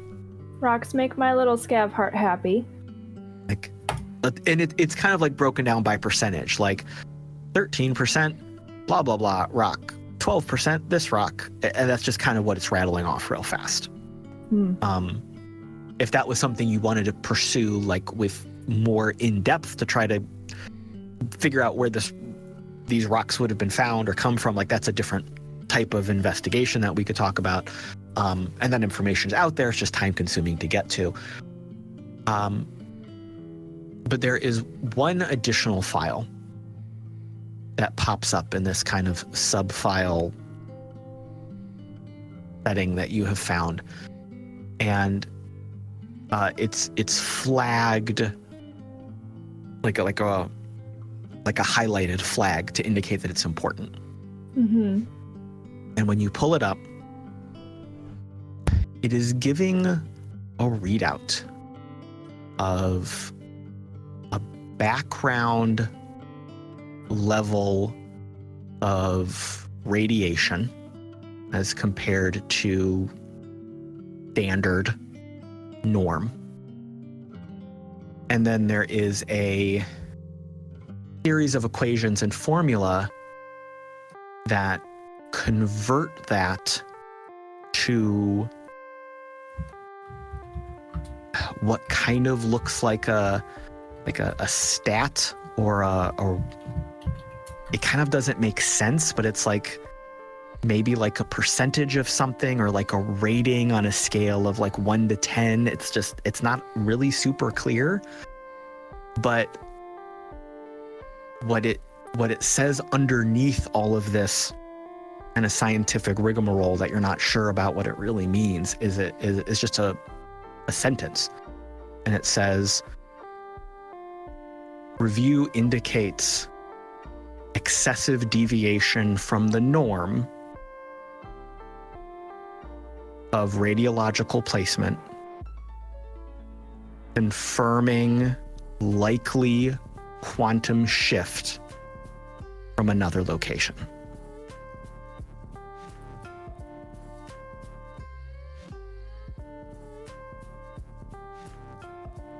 Y'all are reading this, right? Y'all are reading this the same thing that I am? I have no idea what it means. None of it sounds good. Is that what I'm supposed to be gathering here? Does this, I'm looking at Dog, does this mean aliens? Well, it could, but it could also mean time travel or just using quantum physics. Like, I only know the basics of quantum physics, but I do know that it makes it so that we can have, like, light speed data transfer capacity. If we ever figured out how to do that with humanoids, I'm not sure if that was ever put in the history books before everything, melted down. So, wait a minute, you're suggesting time travel? Or teleportation, or portals, or who the hell knows? Maybe it's aliens. Could be interdimensional Bigfoot at this point. I don't know. Sounds like we still have a lot of questions to answer then. Do we have... Hold on. Man, this is the worst time for Ferdy to be gone. Yeah. Do any of us have contacts from previous lives that might be able to help us out with this? PB, you're included in this too if you know somebody that we don't. As long as it's not Hicks.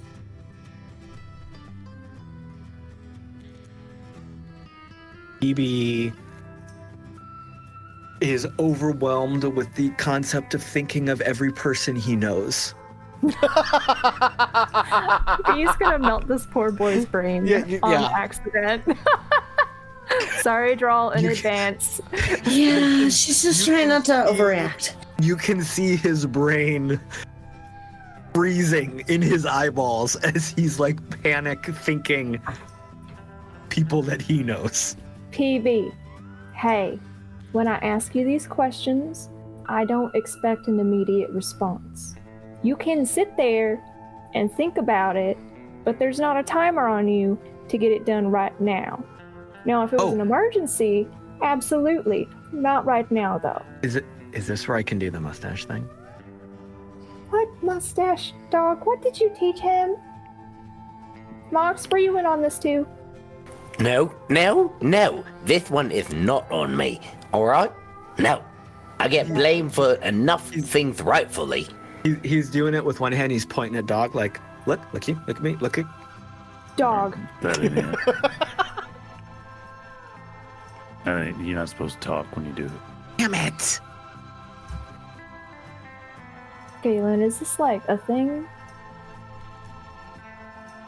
No, it's not a thing. As far as I know, it's not a thing. See, Galen said it wasn't a thing, Dog. They're talking about aliens or the mustache move. I think the mustache move. I mean, Hicks folded when I did it, so. Yeah, that's why Hicks folded. Absolutely. Just saying, he did not fold. You are right, babe. That is the order of events. You know what they say in the world of science? Correlation is causation. Yep. That's what. Yep. Yep. He's like, what? I don't. Nope. Yep. That's what they. Yeah. Nope. Yeah. As an engineer, that's it. He's got a card.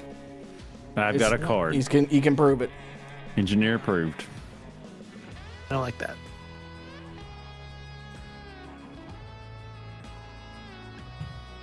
Okay, back.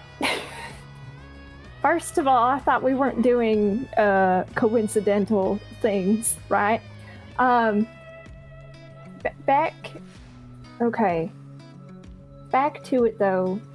We need to find somebody who can read these reports and give us unbiased information from it.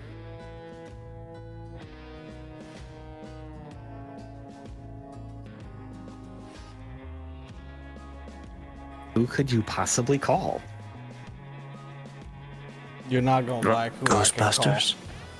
You're really not gonna like who I can call for this one. Dog looks around and shrugs and says, I'm standing right here. What are you gonna do? Flatten your mustache at the data? I mean, Galen just kind of looks at Dog. He's like, "Would you care to share with the rest of the class then?" well, what? I mean, were you talking about? Did you talking about talking to somebody else? Go Well, for no, it. I'd rather no.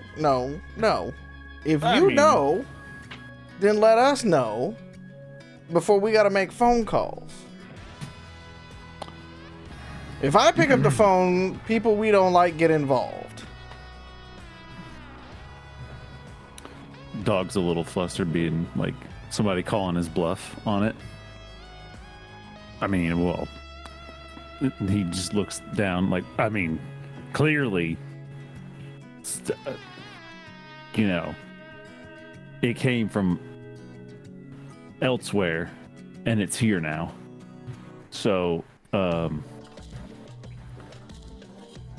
you can get a second opinion on that. But that's what it, yep. You can get a second opinion on that, yep. I just want to make sure. Science, we need accuracy, yep. Fair enough, yeah.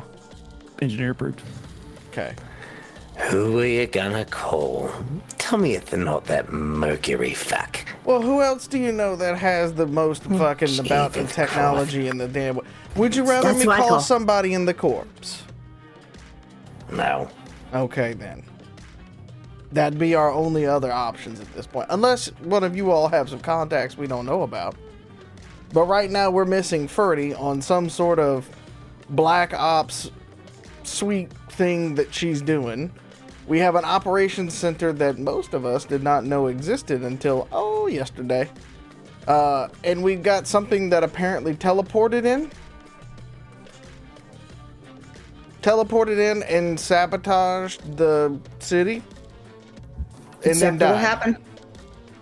Yep. So how many more of those things can teleport in? This is like some Star Trek shit where they just beam And into the problem. how big an energy source could they take out? Right. And how? And do they need that energy source for the quantum use? Most quantum computers that Rob's use and things like that do require a lot of energy. Dogs. Elbowing quickly rapidly, softly elbowing Mox. Like, energy source, energy source.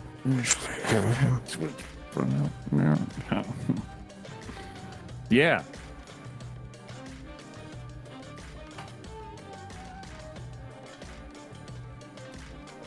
I'm at a That sounds loss like at the we can moment. Make a phone call. I mean, we could. All right, fine. We're gonna make a phone call.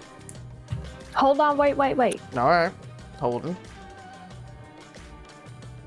I know it's not the popular opinion, and I know that I'm a little bit more suspicious than most about most of the people that we meet.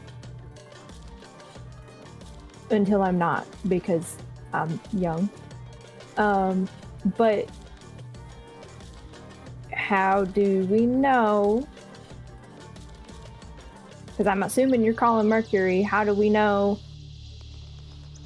that they're not the ones that learned how to do this?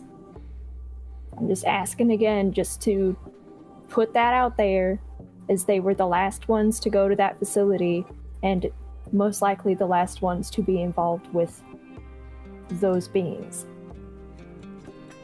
Well, there's only one way to find out. And secondly, if that was a trial run, then we are up shit creek without a paddle no matter what. Okay. What's your plan? I actually just wanted to ask more questions to them of why they didn't pursue those. They had ROVs and everything like that, and they didn't want to go down into the hole. They had all the firepower in the world, and it seemed like a very suspicious, weird thing that they said at the time. So I just wanted to, ask a little bit more. And if that alerts him that I know what he knows, what we know, or that I know what he knows, what we know, then perhaps we will get a reading on our friend Mercury. Okay. Are you going to do a phone or a glow call or a face video call? Oh, we're gonna read the room. All right. Now the question is, do we take it from the middle of the ops center so he can see a little bit of strongman tactics or not?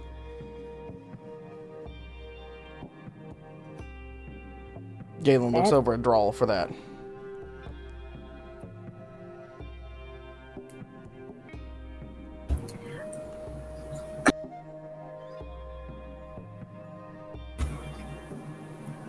I'm really...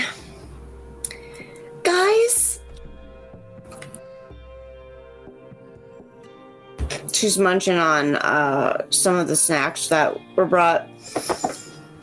I have a really important question before we proceed with anything. Go ahead. Can we fucking trust anyone? Like anyone? Like at all?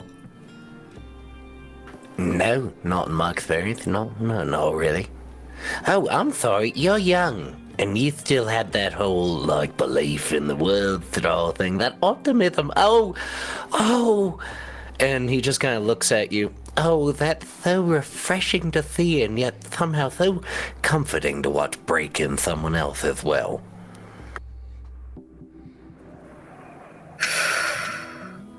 I'm sorry, now that we've answered that little mental breakdown that I had. What was your question? I have half a mind to do this like it's the bridge of the Star Trek Enterprise, where you can see the power behind us in the operations center. And that way there's more witnesses to the whole thing of Freddie Mercury and stuff like that as well. But we could keep this a little bit more discreet and keep it here in this little conference room if we don't want to tip our hand to anything. But, just a thought. If we wanted to play hardball with them. Well, at this point,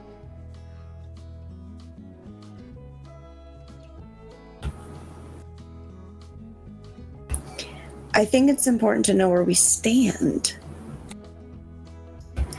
Completely in the dark. let's keep it on the low then. I would think on the low, gather information, and then go into that. Preparing for the worst because no one can be trusted. No one. So Hey. go ahead. Hey, Drall. Eyes right here. Yeah. The people in this room, as far as I know, B looks over at PB2, should be okay. Don't lose your fucking marbles yet. Okay. No, we're Okay. just remember, blood is blood, but family is chosen. So this is our little found family, and we'll fight for it all we can. You're fucking right, we will. So Galen's gonna sit down at the computer and turn away, so the computer's just in the background. So like, Mercury will be looking at me and just looking at a blank computer kind of thing. And then, but everybody else should be able to see the holographics and everything like that. So I got some witnesses here. And he's gonna ring them up. And as the phone rings, we will end episode 20. Thank you all for being here in the chat. Thank you, future watchers on the YouTubes and the podcasts. That was episode 20 of Neon Trails. Let's say goodbye to our wonderful cast and talk about where they can be found on the internets doing wonderful things, starting with Mallo. You can find me everywhere at the Mallo Man. That is MALLOMAN. There is some exciting things that I'm going to be announcing from a personal perspective coming up in the next couple weeks. Some things that a few of the folks in the chat have been checking us out on and stuff like that. As well as some stuff that's coming this Sunday that I'll let everybody else talk about. So follow me there. I promise it'll be good. Wild. Hello. I'm not doing really anything exciting right now because I'm still unpacking boxes. So, send me all your good energy and vibes. Any mental snacks you may have. You can find me at Wildling011 anywhere and everywhere. And I promise to try and be more exciting and less disappointing next time. I love you guys! No one here is disappointing. We are all wonderful. Speaking of wonderful, Pete. Yeah, you can find me here every other week. And you can find me everywhere at the Mallo Man. MOLANAM. Everywhere. Lauren. Hello. You can find me here. You can find me some Saturdays on Misty Mountain Streaming, rolling dice as Bodhi the Turtle for Wild Beyond. The Witchlight Carnival is amazing. That is an awesome world. Anyway, and we're playing other things over on Thousand Faces TTRPG. I'm also on Thousand Faces Cosplay. So just, I mean, in general, I'm kind of like everywhere. Sometimes right behind you. Ethan, bring us home. Hello, and in addition to that Wild Beyond stream on Misty Mountain Streaming on Saturday that Lauren mentioned, as Mallo alluded to, Lauren, Mallo are going to be playing in the second of a Daggerheart playtest, where we are now playing at level 2 over on Thousand Faces TTRPG on Sunday. Super excited for that. So you can find me here, Misty Mountain, Thousand Faces TTRPG. Thanks for being here, friends. And I think we should mention there is another game y'all are doing that has some super creepy noir vibes. Second session of City of the Crimson Tower, Tuesday on our Twitch channel. Yeah, that one's going to be a lot of fun. I get to make them make their first fear save.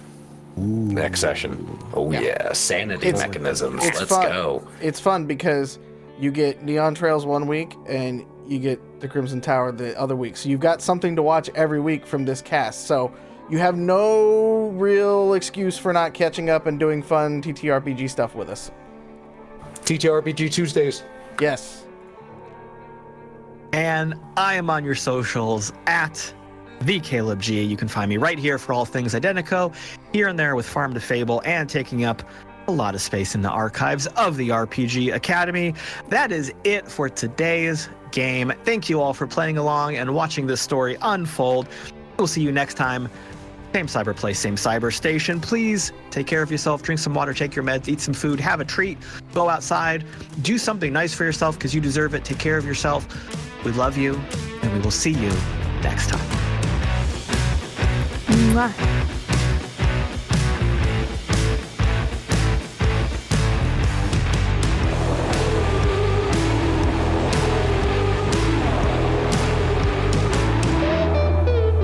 Neon Trails is Ethan as Mox, Lauren as Drall, Pete as Dog, Wild as Bee, me, Mallo, as Galen, and the Caleb G is our game runner. You can learn more about the game we play on this podcast by going to www.playidentico.com. You can join us live for these sessions every Tuesday at 6 p.m. Pacific over on twitch.tv/Identico. And you can watch along with past episodes and see additional content like how to play videos over on our YouTube channel, youtube.com/Identico. Finally, you can follow along with us on the socials at Identico on Twitter and at Humanoid Games on Threads and Instagram. Thanks for listening, everyone. We'll see you next week.